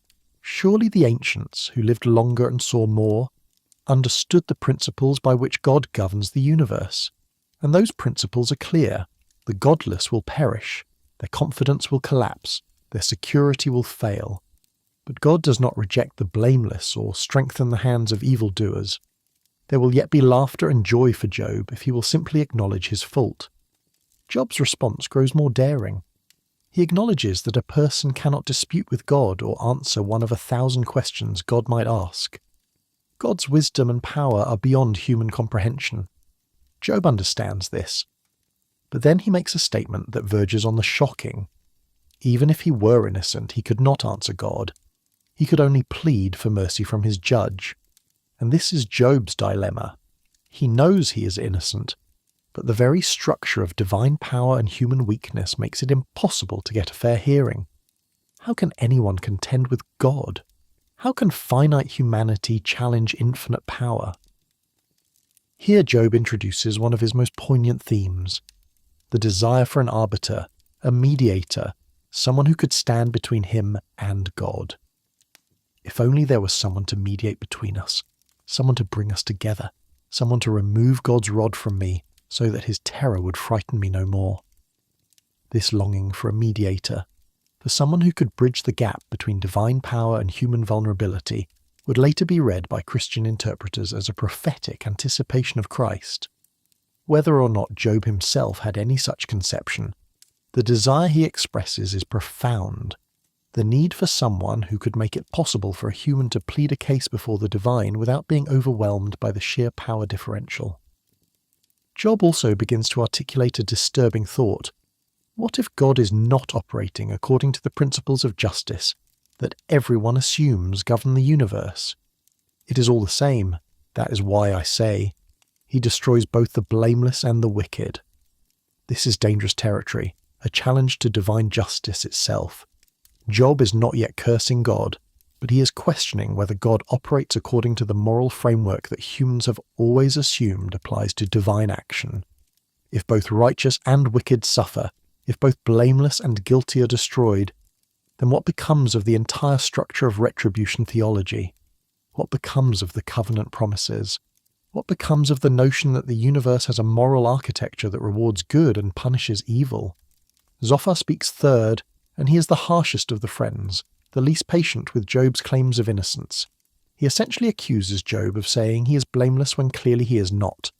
After all, the suffering itself proves guilt. Zophar wishes God would speak and tell Job the secrets of wisdom, would reveal that God has even forgotten some of Job's sin. The implication is clear. Job's suffering is less than his sin deserves. He is actually getting off lightly. If he truly understood wisdom, he would see that God's justice is operating, but that divine knowledge perceives wickedness that humans cannot see in themselves. Zophar's theology allows no room for mystery or paradox. Everything is clear. Everything is explicable within the retribution framework. If Job would devote his heart to God and stretch out his hands to him, if he would put away the sin in his hand and allow no evil to dwell in his tent, then restoration would follow. Life would be brighter than noonday, darkness would become like morning, security would replace fear, and hope would return. The path forward is simple. Confess, repent, reform, and blessing will return. The problem is not with the theology, but with Job's refusal to acknowledge his guilt. The debate continues through 3 cycles of speeches, with each friend taking turns addressing Job, and Job responding to each. As the cycles progress, the rhetoric intensifies, the accusations become harsher, and Job's defences grow more desperate. The friends become increasingly explicit in their accusations, moving from gentle suggestions that Job must have sinned to detailed inventories of what his sins must have been.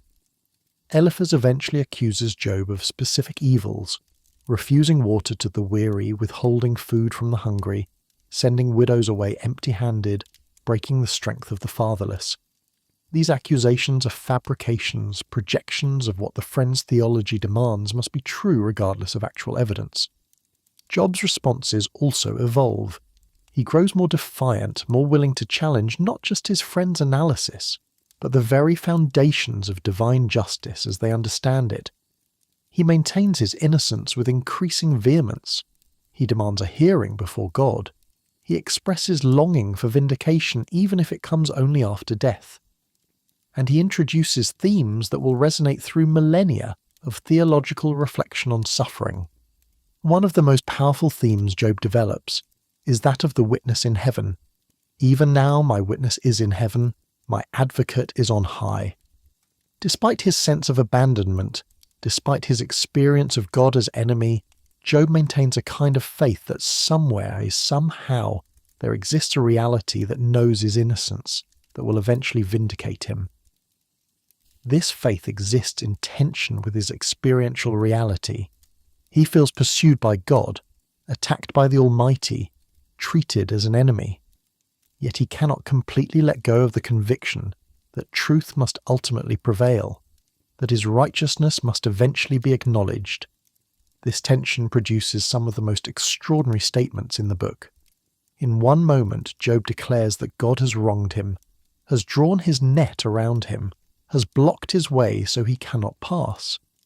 In the next moment he affirms, "I know that my Redeemer lives, and that in the end he will stand on the earth, and after my skin has been destroyed, yet in my flesh I will see God. I will see him myself with my own eyes, I and not another." This is faith wrestling with experience, trust contending with evidence, hope persisting despite despair. Job cannot reconcile what he believes about God with what he is experiencing from God, yet he cannot abandon either the belief or the reality of the experience. The friends, for their part, cannot accept Job's self-defense. Their theological system does not have categories for innocent suffering. If Job is suffering, he must be guilty. If he claims innocence, he must be deceiving himself or lying to them. The alternative, that their entire understanding of divine justice is inadequate, is too threatening to contemplate.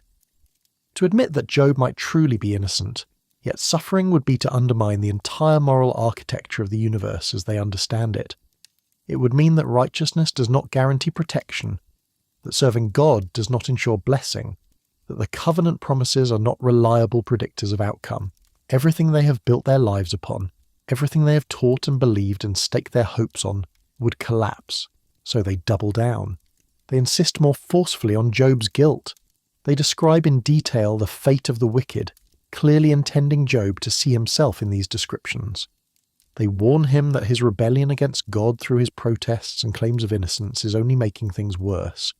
They paint pictures of restoration that will come if only he will repent, visions of renewed prosperity and peace that await on the other side of confession and submission. But Job will not confess to sins he has not committed. He will not falsely accuse himself in order to make his suffering fit his friend's theology. This is itself a kind of integrity, the refusal to lie about oneself, the insistence on truth even when truth is costly, the unwillingness to purchase peace by accepting false guilt. Job would rather contend with God as an innocent man than reconcile with God as a guilty one, when he knows the guilt is fabricated to satisfy a theological system. The debates reveal something about the nature of conventional wisdom and its limitations. The friends are not stupid or malicious. They are applying the best thinking of their tradition, the accumulated wisdom of generations, the theological frameworks that had served well for centuries. But they are discovering, though they never quite admit it, that real life sometimes exceeds the boundaries of neat theological systems. Experience sometimes contradicts doctrine. Reality sometimes refuses to fit into the categories that wisdom has constructed to contain it. What the friends get wrong is not the existence of divine justice. Job himself never denies that God is ultimately just. What they get wrong is the assumption that they can perfectly decode divine justice, that they can look at any situation and accurately determine exactly what moral equation produced it. They assume a transparency in divine action that does not exist, a simplicity in divine providence that does not account for the complexity of reality. They are trying to solve a mystery with a formula, trying to reduce the infinite wisdom of God to principles that finite humans can fully comprehend and reliably apply. Job, in his suffering, is discovering dimensions of divine reality that his theology had not prepared him for. He is learning that God is more mysterious than he thought, that divine purposes are less transparent than he assumed, that the relationship between righteousness and blessing is more complex than simple cause and effect. This learning is agonizing because it requires letting go of certainties that had provided comfort and structure. It means living with questions that have no easy answers, with suffering that has no clear explanation, with a God who acts in ways that confound human understanding. The long debate also reveals something about the isolation of suffering. Job's friends came to comfort him, but their theology has made them accusers instead. The very people who should have been sources of support become sources of additional pain. They wound him with their words even as they intend to help him with their counsel. This is the terrible loneliness of the sufferer, the sense that no one understands, that even those who care cannot truly enter into the experience, that the frameworks others use to make sense of suffering only compound the agony by adding false guilt to real pain. As the cycles of speeches continue, a kind of exhaustion sets in. The same arguments recur, the same accusations are repeated, the same defences are restated. No one persuades anyone, no one shifts position. The friends remain convinced that Job must be guilty. Job remains insistent on his innocence. The debate reaches stalemate, a kind of standoff where words continue but communication has ceased, where speeches are made but understanding is not achieved. Yet the debate has accomplished something, even if not what the participants intended. It has articulated with unusual clarity the inadequacy of retribution theology when confronted with innocent suffering. It has demonstrated that human wisdom, however sophisticated and time-tested, cannot fully explain the distribution of fortune and misfortune in human life.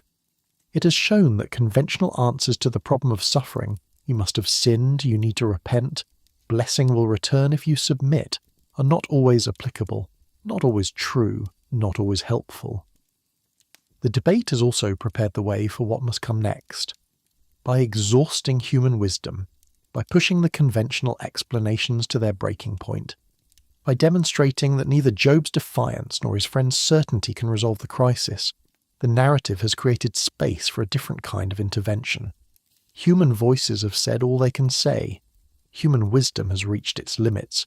The questions that Job raises, why do I suffer? Where is justice? How can I get a hearing? Cannot be answered by human philosophy, no matter how eloquent or traditional.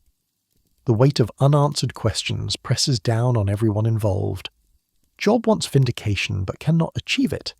The friends want Job to confess but cannot convince him. Everyone wants resolution, but no one can provide it. The debate has illuminated the problem without solving it, has clarified the questions without answering them, has demonstrated that something more than human wisdom is required if Job's trial is to reach any kind of meaningful conclusion. And so, the narrative prepares to shift once more, from human debate to divine encounter, from the attempt to explain suffering to the confrontation with the one whose ways are past finding out. The friends have had their say. Job has had his say. The arguments have been exhausted and the theology has been tested and found wanting. What remains is for God himself to speak, not to answer Job's questions in the way Job expects, but to reveal dimensions of reality that transcend the entire framework within which the debate has been conducted. The voice from the whirlwind is coming, and it will not provide the explanations that human wisdom seeks, but rather something far more unsettling and ultimately more transformative, a vision of divine majesty that makes the very questions different, that shifts the ground beneath the debate, that opens Job's eyes to see realities he had never contemplated while he sat among the ashes demanding justice and defending innocence. The debates between Job and his three friends have exhausted themselves, reached a kind of impasse where further speech seems pointless. The same accusations, the same defences, the same theological certainties colliding with the same experiential realities.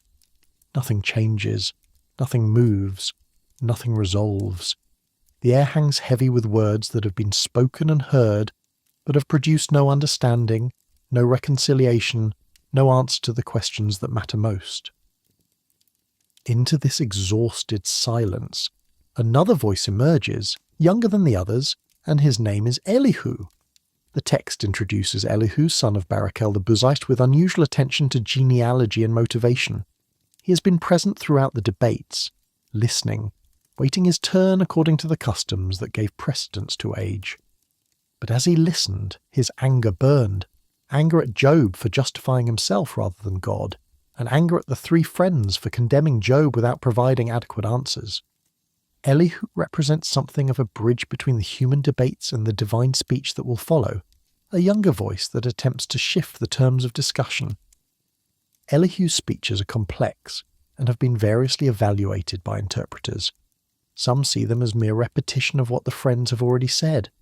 Others find in them genuine theological advances, hints of themes that God himself will develop. Elihu emphasizes God's greatness and transcendence more than the friends did. He argues that God does speak to humans, through dreams, through suffering, through various means, though humans may not perceive or understand the communication. He insists that God cannot do wrong, that the Almighty cannot pervert justice, that divine wisdom far exceeds human comprehension. What distinguishes Elihu's approach is his emphasis on the pedagogical purpose of suffering. While the friends argued that suffering punishes sin, Elihu suggests that suffering may also instruct and correct, that God may use affliction to prevent sin rather than merely to punish it, that pain may serve purposes beyond simple retribution. This is a more sophisticated theology than what the three friends offered, though it still does not fully account for Job's situation. Elihu also rebukes Job's demand for a divine hearing, insisting that humans have no right to call God to account, that the creature cannot challenge the Creator's ways. Yet for all of Elihu's eloquence and theological sophistication, his speeches still represent human wisdom, attempting to explain divine action. They are preparation, preamble, the last human word before the divine word silences all human speech. Elihu speaks of God's power in creation, his control over weather and natural forces, his governance of nations and individuals.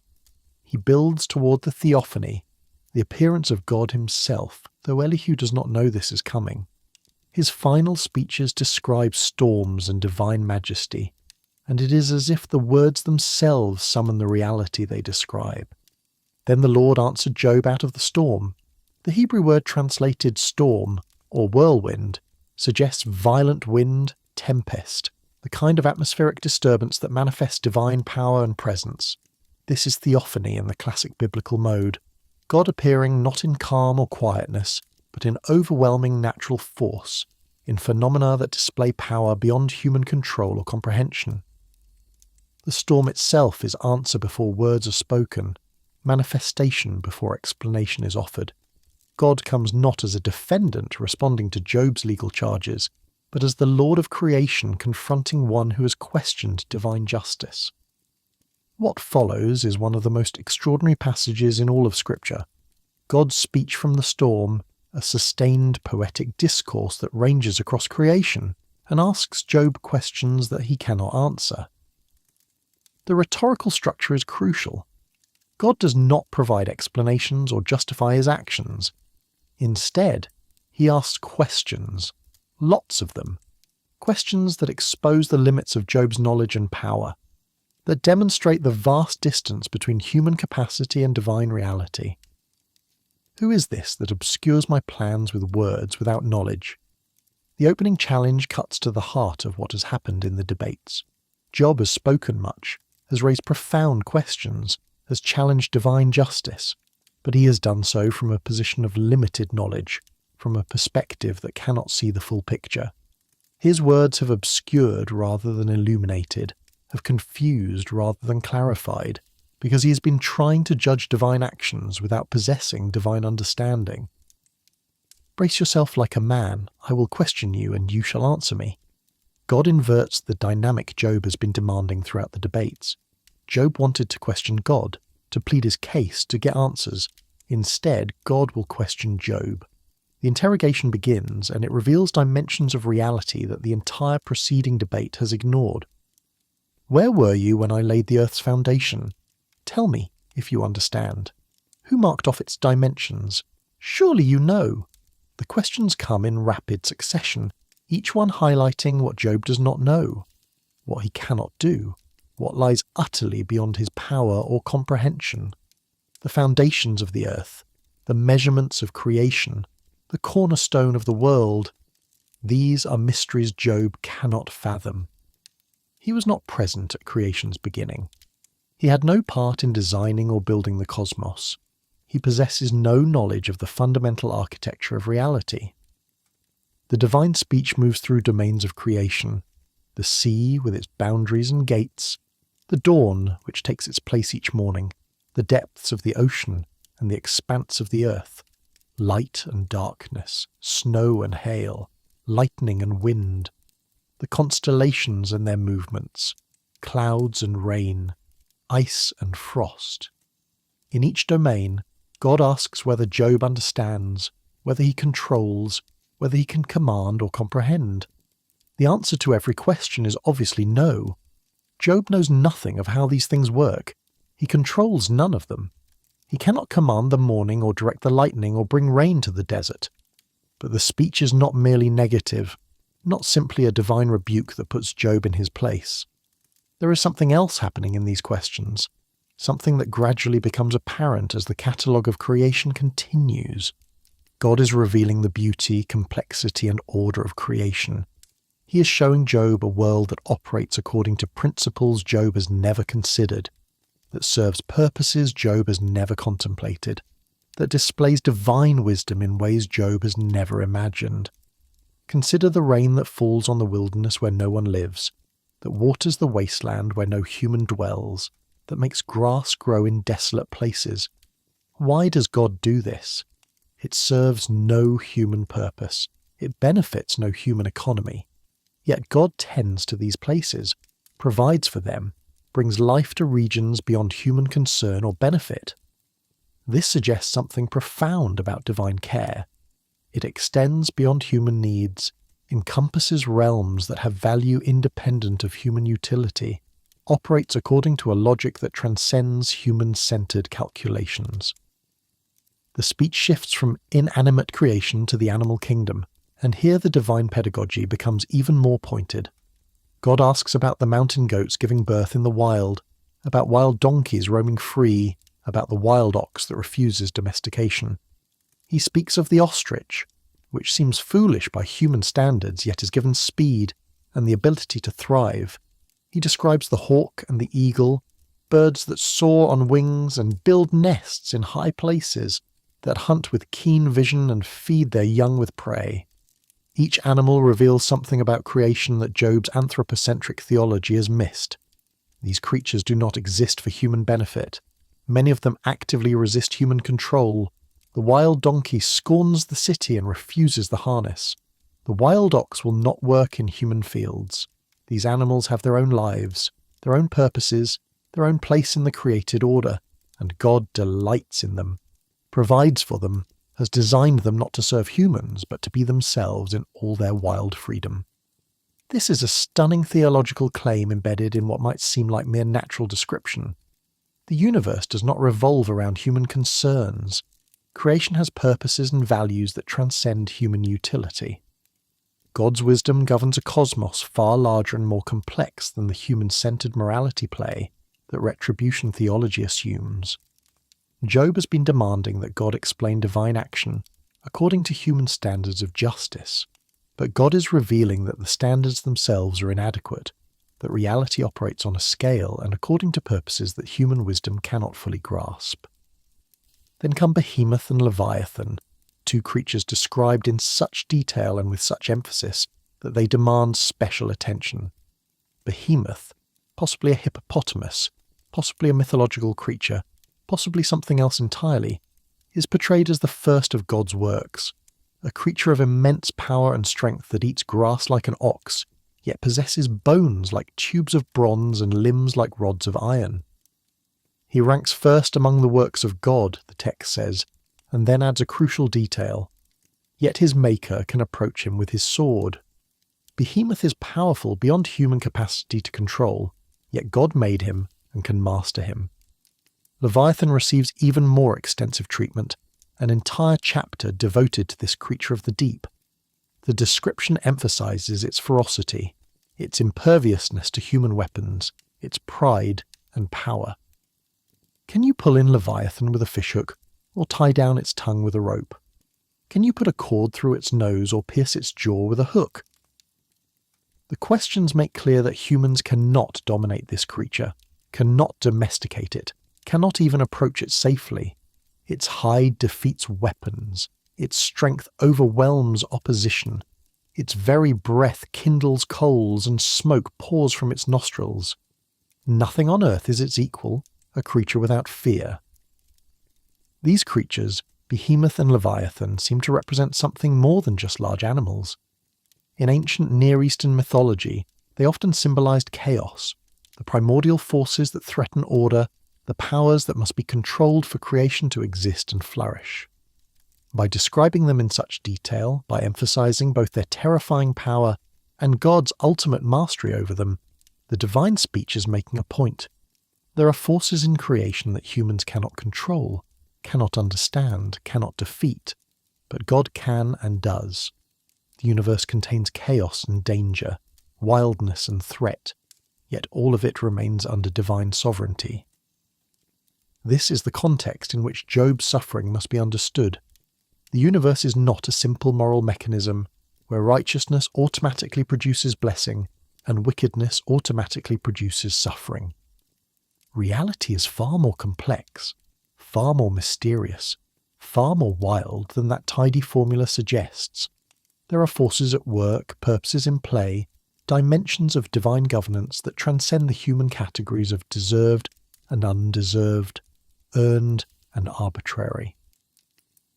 Job's suffering cannot be explained by simple retribution theology, because retribution theology, for all its truth in certain contexts, does not encompass the full scope of how God governs creation. God's speech does not answer the question, "Why do I suffer?" in the way Job expected. It does not provide a detailed explanation of the heavenly courtroom scene, does not tell Job about the accuser's challenge or the divine permission. It does not validate Job's innocence in terms that would satisfy a legal proceeding. Instead, it shifts the entire framework of the conversation. It moves from Job's human-centered concern with personal justice to a God-centered vision of cosmic order. It expands Job's vision beyond his own suffering to encompass the whole of creation with all its complexity, beauty, wildness, and mystery. The effect on Job is immediate and profound. After the first divine speech, Job responds with humility, "I am unworthy. How can I reply to you?" I put my hand over my mouth. I spoke once, but I have no answer. Twice, but I will say no more. This is not the response of someone who has been bullied into silence by superior power. This is the response of someone who has seen something that changes everything, who has encountered a reality so vast and so magnificent that previous questions seem small, previous demands seem presumptuous, previous certainties seem naive. But God is not finished. The Lord speaks again from the storm, and the second speech focuses more directly on the question of justice that has driven Job's complaints. Would you discredit my justice? Would you condemn me to justify yourself? The question exposes what has been happening beneath Job's protests. In his insistence on his innocence and his demand for explanation, Job has been edging toward making God the guilty party, toward suggesting that if he is innocent and suffering, then God must be unjust. The logic is understandable but ultimately untenable. God challenges Job, "Do you have an arm like God's, and can your voice thunder like his?" The question is about power, yes, but also about the capacity to govern. Can Job adorn himself with glory and splendor? Can he unleash divine wrath against the wicked? Can he humble the proud and bury them in the dust? If Job is going to judge divine governance, if he is going to insist he could do better, then let him demonstrate the power and wisdom required for such governance. The second speech returns to Behemoth and Leviathan, describing them in even greater detail, emphasizing their power and God's mastery over them. The point seems to be that if Job cannot control even these creatures, if he cannot master these forces within creation, how can he presume to judge the one who created and governs everything? The governance of the universe requires wisdom and power that infinitely exceed human capacity. Job's demand that God explain and justify divine actions assumes a kind of equality or comparability that simply does not exist between creator and creature. Job's final response is the climax toward which the entire narrative has been building. "I know that you can do all things. No purpose of yours can be thwarted. You asked, 'Who is this that obscures my plans without knowledge?' Surely I spoke of things I did not understand, things too wonderful for me to know." Job acknowledges his limitations, admits that he has been speaking beyond his knowledge, recognizes that he has been trying to comprehend matters that exceed his capacity to understand. But then comes the crucial statement, "My ears had heard of you, but now my eyes have seen you. Therefore I despise myself and repent in dust and ashes." This is the pivot, the transformation, the moment when everything changes. Job has moved from second-hand knowledge to direct encounter, from information about God to experience of God, from theological propositions to theophanic confrontation. And this direct encounter with divine reality has altered him fundamentally. The phrase "I despise myself" is difficult and has been translated various ways. Some render it "I retract," or "I recant," or "I am comforted." The exact nuance matters less than the overall posture. Job is profoundly changed by what he has experienced. His repentance is not admission of the sins his friends accused him of. God will shortly vindicate Job against those accusations. Rather, it is repentance for presumption, for trying to judge divine action from a position of limited knowledge, for demanding that God conform to human standards of explanation and justification. In dust and ashes, Job remains in the same physical location, the same ash heap where he has sat throughout his ordeal. His circumstances have not yet changed. His losses have not been restored. His suffering has not been explained in any way that provides the kind of answer he was seeking. Yet something fundamental has shifted. He has encountered the living God, not as an idea or a theological construct, but as an overwhelming reality. And that encounter has made his questions different, has reframed his understanding of his relationship to the divine, has opened his eyes to dimensions of reality he had never contemplated, while he sat among the ashes defending his innocence and demanding vindication. The revelation Job receives is not that suffering is explicable within neat theological categories, but rather that God's wisdom operates on a scale and according to purposes that exceed human comprehension. The universe is not a simple moral machine, but a complex creation governed by a wisdom that encompasses far more than human justice. Job's suffering cannot be reduced to simple cause and effect, cannot be explained as either punishment for sin or arbitrary divine cruelty, because the framework that would make such explanations satisfying is itself inadequate to the fullness of reality. What the voice from the whirlwind accomplishes is not explanation, but transformation. Job wanted to understand why he suffered. What he receives instead is an encounter with the one who governs all suffering and all blessing, all order and all chaos, all death and all life.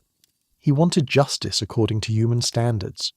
What he receives instead is a vision of divine majesty that makes the standards themselves seem small. He wanted vindication. What he receives instead is relationship.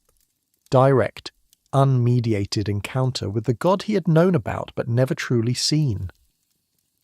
The trial has shifted from human debate to divine encounter, from the attempt to explain suffering to the confrontation with the one whose ways are past finding out. And in that confrontation, Job discovers what countless sufferers after him will discover, that the presence of God matters more than explanations from God, that encountering divine reality transforms suffering even when it does not eliminate it, that seeing God with one's own eyes changes everything, even when it does not change circumstances. The voice from the whirlwind does not provide the answers human wisdom seeks, but it reveals something more profound and more transformative than answers. It reveals the God who is present in the storm, who speaks from the chaos, who governs creation with wisdom that exceeds human understanding, yet who condescends to address one suffering man sitting in ashes. And for Job, that revelation is enough, not to explain his suffering, not to remove his pain, not to restore what he has lost, but to transform how he understands his relationship to the divine mystery that governs all things. After the Lord had said these things to Job, he turned his attention to Eliphaz the Temanite and his companions. The divine verdict comes as something of a shock after all that has transpired. "I am angry with you and your two friends, because you have not spoken the truth about me as my servant Job has." This statement requires careful consideration because it seems, on the surface, paradoxical. Job has complained bitterly, has questioned divine justice, has come perilously close to accusing God of wrongdoing. The friends, by contrast, have defended divine justice, have insisted on God's righteousness, have maintained orthodox theology throughout. Yet God vindicates Job and rebukes the friends. What does this mean? The key lies in what was right or true about each party's speech. The friends spoke what was conventionally correct. Their theology was orthodox. Their propositions were defensible. Their arguments followed accepted wisdom. But they applied this theology falsely, insisted it explained Job's situation when it did not, and in doing so they misrepresented God's actual governance of the world. They reduced divine complexity to human formula. They made God predictable when God is mysterious. They claimed to understand divine action with a certainty that their knowledge could not support. Job, on the other hand, spoke what was experientially true. He maintained his innocence when he was indeed innocent. He insisted his suffering was undeserved when it was in fact undeserved. He refused to confess to sins he had not committed, refused to accept false guilt to make his situation fit his friend's theology. And crucially, Job brought his complaints directly to God rather than turning away from God. His protests were the protest of faith wrestling with experience, of trust contending with confusion, of relationship refusing to be severed even by inexplicable suffering. The friends spoke correctly about God in the abstract. Job spoke truly to God in a relationship.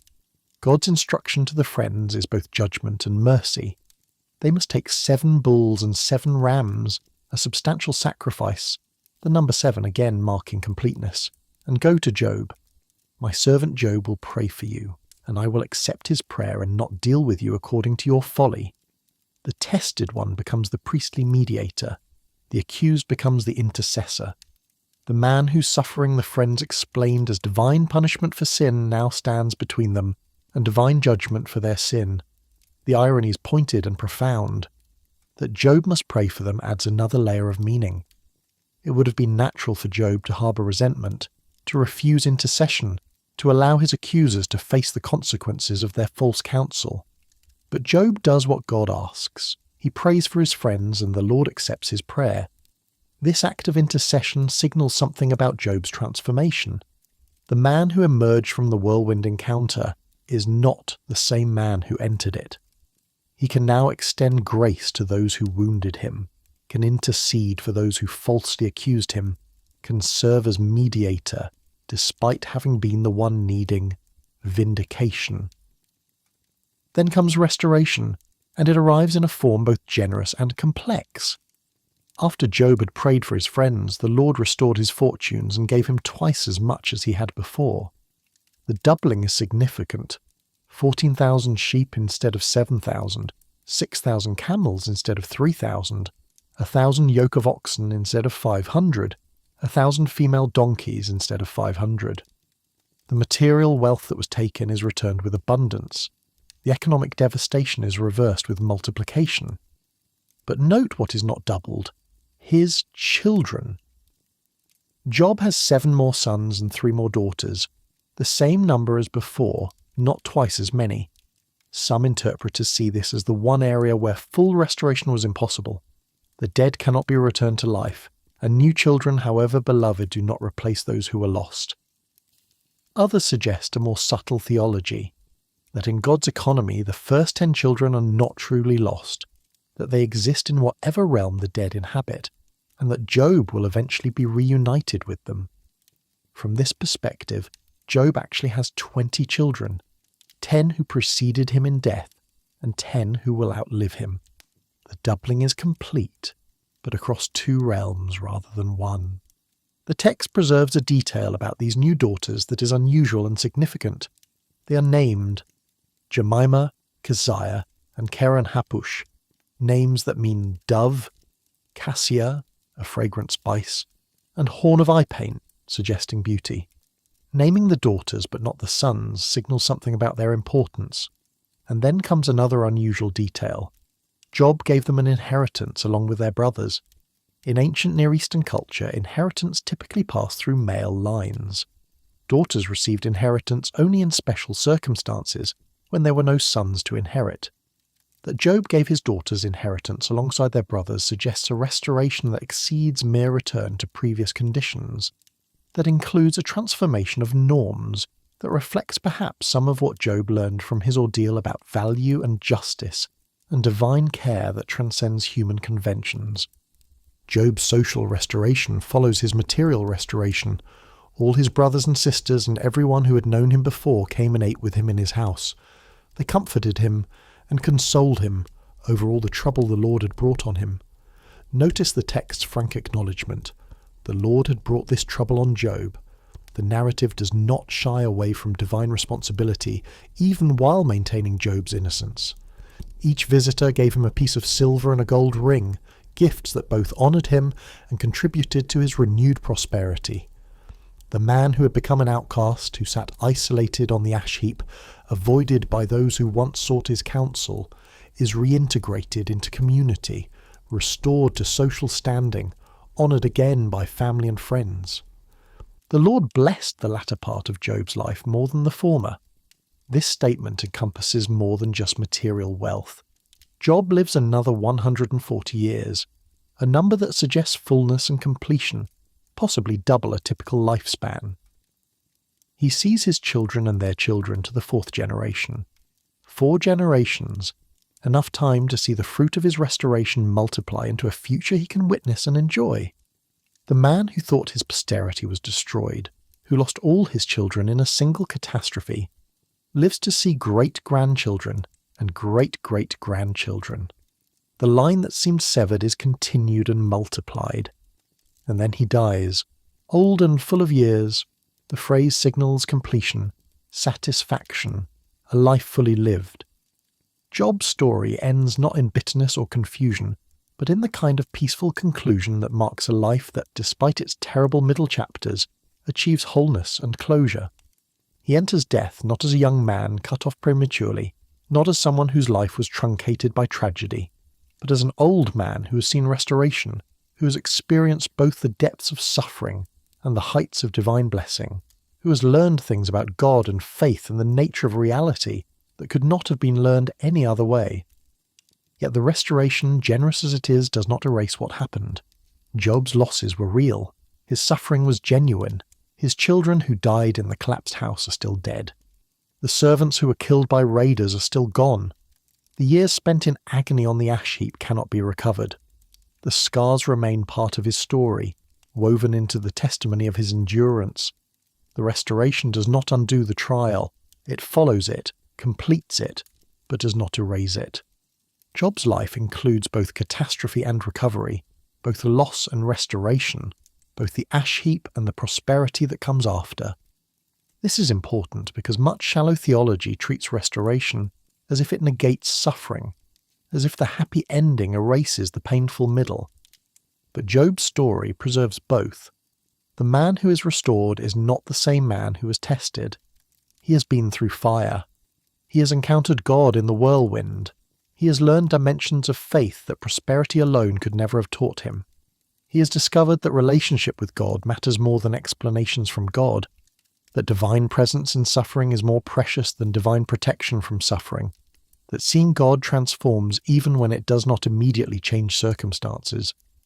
The theological weight of Job's endurance extends far beyond his own story.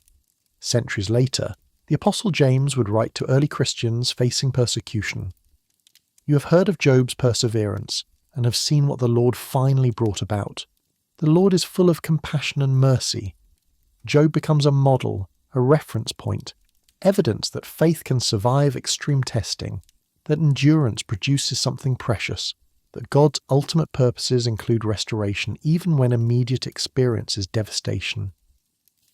The man from Uz becomes a figure whose story provides hope to every generation of sufferers who wonder whether faith is worth maintaining when circumstances suggest otherwise. But Job's story does more than offer hope for eventual restoration. It addresses head-on the question of disinterested righteousness that the accuser raised in the heavenly court. Does Job fear God for nothing? The answer, proven through catastrophic testing, is yes. Job's faith was not contingent on blessing. His righteousness was not merely enlightened self-interest. When everything was taken, when blessing was replaced by curse, when prosperity gave way to poverty and health to disease, Job maintained his integrity. He proved that it is possible to love God for who God is rather than for what God provides, to worship without guarantee of reward, to maintain faith when faith brings nothing but ongoing trial. This validation of disinterested righteousness matters profoundly because it establishes something essential about the nature of authentic faith. If the only reason people serve God is because serving God brings benefits, then the relationship is transactional rather than relational, utilitarian rather than genuine. The accuser's cynical view that all human devotion is ultimately self-interested, that remove the benefits and devotion evaporates, would make all religion nothing more than sophisticated selfishness. Job proves otherwise. Faith can be real. Devotion can be genuine. Love for God can persist even when God's gifts are removed. Yet Job's story also fundamentally challenges the simplistic retribution theology that dominated ancient thought and that persists in various forms today. The book demonstrates decisively that suffering is not always punishment for sin, that affliction does not necessarily indicate divine displeasure, that the equation of righteousness with prosperity and wickedness with suffering is inadequate to account for the complexity of human experience. Job was blameless and upright, yet he suffered catastrophically. His suffering was not deserved, not earned, not explained by hidden sin or forgotten transgression. The friend's insistence that his affliction must indicate guilt was wrong, and God said it was wrong. This creates a problem, though, because if suffering is not always punishment, and prosperity is not always reward, then the moral architecture of the universe seems to become uncertain. How can we know what pleases God if blessing does not indicate divine approval, and suffering does not indicate divine displeasure? How can we navigate life if the conventional wisdom about cause and effect proves unreliable? Job's story offers no simple answer to these questions, but it does offer something more valuable. It reveals that the relationship between human conduct and divine response is more complex, more mysterious, and more governed by wisdom that exceeds human comprehension than simple formulas can capture. The inadequacy of formula theology, the reduction of divine governance to principles that humans can master and apply with confidence, is exposed throughout the book. Good works do not guarantee prosperity, though they may often produce it. Suffering does not prove sin, though sin may sometimes produce suffering. The correlation exists, but it is not absolute, not mechanical, not reducible to equations that allow humans to predict or control outcomes. Reality is more mysterious than that. Divine wisdom operates on a scale that encompasses purposes and values that transcend human-centered calculations. This mystery is not an excuse for theological laziness or intellectual abdication. Job himself never stops thinking, never stops questioning, never stops trying to understand. But the mystery does mean that human wisdom, however sophisticated, reaches limits beyond which it cannot penetrate. There are dimensions of divine governance that remain opaque to human understanding. There are purposes at work that we cannot fully perceive. There are goods being accomplished that we cannot comprehend from our limited perspective. The proper response to this mystery is not presumptuous certainty that we have decoded divine action, but rather humble trust that divine wisdom governs even what we cannot understand. The role of lament in faith emerges as one of the book's most important contributions. Job's complaints were not punished, his protests were not condemned, his wrestling with God was not treated as apostasy. Instead, God vindicates Job against the friends precisely because Job spoke truly about his innocence, truly about his confusion, truly about his pain. The friends offered false comfort, pious platitudes, theological certainties that did not match reality. Job offered honest struggle, real questions, genuine wrestling with the gap between what he believed about God and what he was experiencing from God. This validates lament as a legitimate expression of faith. The biblical tradition, especially in the Psalms, is full of complaints brought to God, accusations of divine absence, questions about divine justice, demands for intervention. These laments are not rejections of faith, but rather expressions of faith, the cries of people who believe enough in God's reality and God's justice to bring their confusion and pain directly to him. Job models this kind of honest faith that refuses to pretend everything is fine when it is not, that insists on truth even when truth is painful, that maintains relationship with God while questioning God's action. The book's genre matters for interpretation. This is wisdom literature, not historical narrative in the modern sense, not legal document, not theological treatise. It is a literary exploration of profound questions, using poetic dialogue and dramatic structure to probe the limits of conventional wisdom.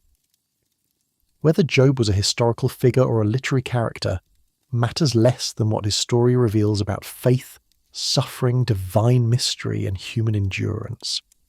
The genre invites readers not to extract simple moral lessons, but to enter into the complexity, to wrestle with the questions, to allow the story to complicate easy answers and deepen understanding.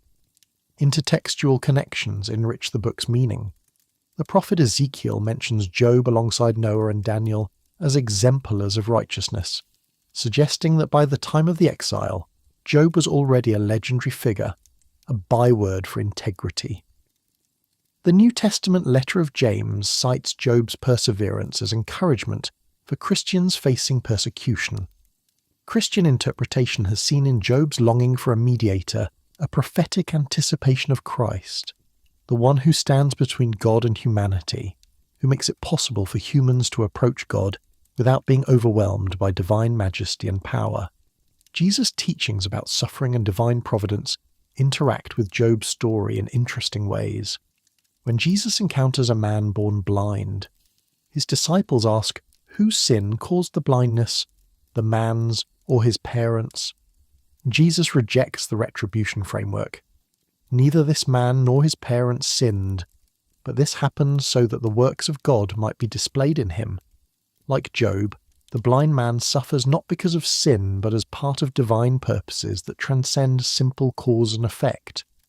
The Sermon on the Mount's teaching that God causes his sun to rise on the evil and the good, and sends rain on the righteous and the unrighteous, echoes Job's discovery that divine governance does not operate according to simple distributive justice. Job's story invites every generation to wrestle with suffering, faith, and the mystery of God's wisdom. It refuses to offer easy answers or comfortable formulas. It insists that reality is more complex than conventional wisdom suggests, that faith must be more robust than fair-weather devotion, that understanding God requires humility about the limits of human comprehension. The book provides no simple explanation for why the righteous suffer, but it does show how to suffer righteously, with honesty, with persistence, with relationship maintained even when relationship is strained, with faith that endures even when faith is tested to the breaking point. The paradox at the heart of the book remains.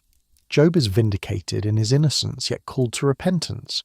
He receives answers from God, yet not the answers he sought. He's restored to prosperity, yet carries the memory of loss. He proves that faith can endure without reward, yet receives reward for enduring. He demonstrates that relationship with God matters more than explanations from God, yet lives the rest of his life without ever learning about the heavenly conversation that preceded his trial. These paradoxes resist resolution into neat theological formulas. They reflect something true about human experience of the divine, that encounters with God transform us in ways that exceed our categories, that divine wisdom operates on scales that dwarf our comprehension, that faith must finally rest not on understanding but on trust. Job's ashes become a testimony. The ash heap where he sat scraping his sores with broken pottery, where he wrestled with God and protested his innocence, where he refused his wife's counsel to curse God and die, where he endured the false accusations of his friends and the silence of heaven, that ash heap becomes sacred ground. It becomes the place where human suffering met divine mystery and where faith proved itself real.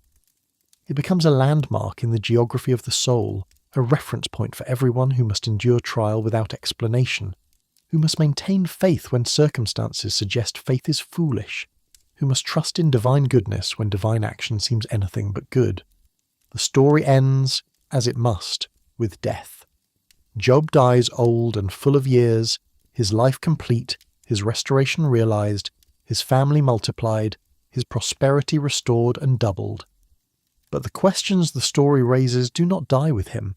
They remain generation after generation, whenever righteous people suffer, whenever simple explanations fail, whenever the gap between what we believe about God and what we experience from God becomes painfully wide. Job's story provides no simple solutions to these questions, but it offers something perhaps more valuable: a model of faith that endures, a vision of divine mystery that inspires awe, and the assurance that God is present in the storm even when God seems absent, that divine purposes are at work even when we cannot perceive them, and that faith refined by fire produces something precious that untested faith could never achieve. In the end, Job's story is not primarily about explanation, but about encounter. It is not mainly about understanding why, but about knowing who. The Man from Uz moves from second-hand knowledge to direct experience, from "I had heard of you" to "now my eyes have seen you." And in that movement from hearing to seeing, from information to encounter, from theology to theophany, Job discovers what countless believers after him will discover: that the presence of God matters more than the explanations of God, that seeing God transforms suffering even when it does not remove it, that relationship with divine mystery is more precious than mastery of theological certainty. Job's testimony echoes across millennia. Faith endures even when answers are hidden. Trust persists even when circumstances suggest it is foolish. Relationship with God survives even when that relationship is tested to the breaking point. And the God who speaks from the whirlwind, who reveals divine majesty through creation's complexity, who vindicates the innocent and restores the broken, remains worthy of worship not because everything makes sense, but because even when nothing makes sense, even when suffering seems meaningless and questions go unanswered, even then, especially then, the living God is present, is sovereign, is wise beyond human comprehension, and is worthy of the trust that says with Job in the ashes, "Though he slay me, yet will I trust in him."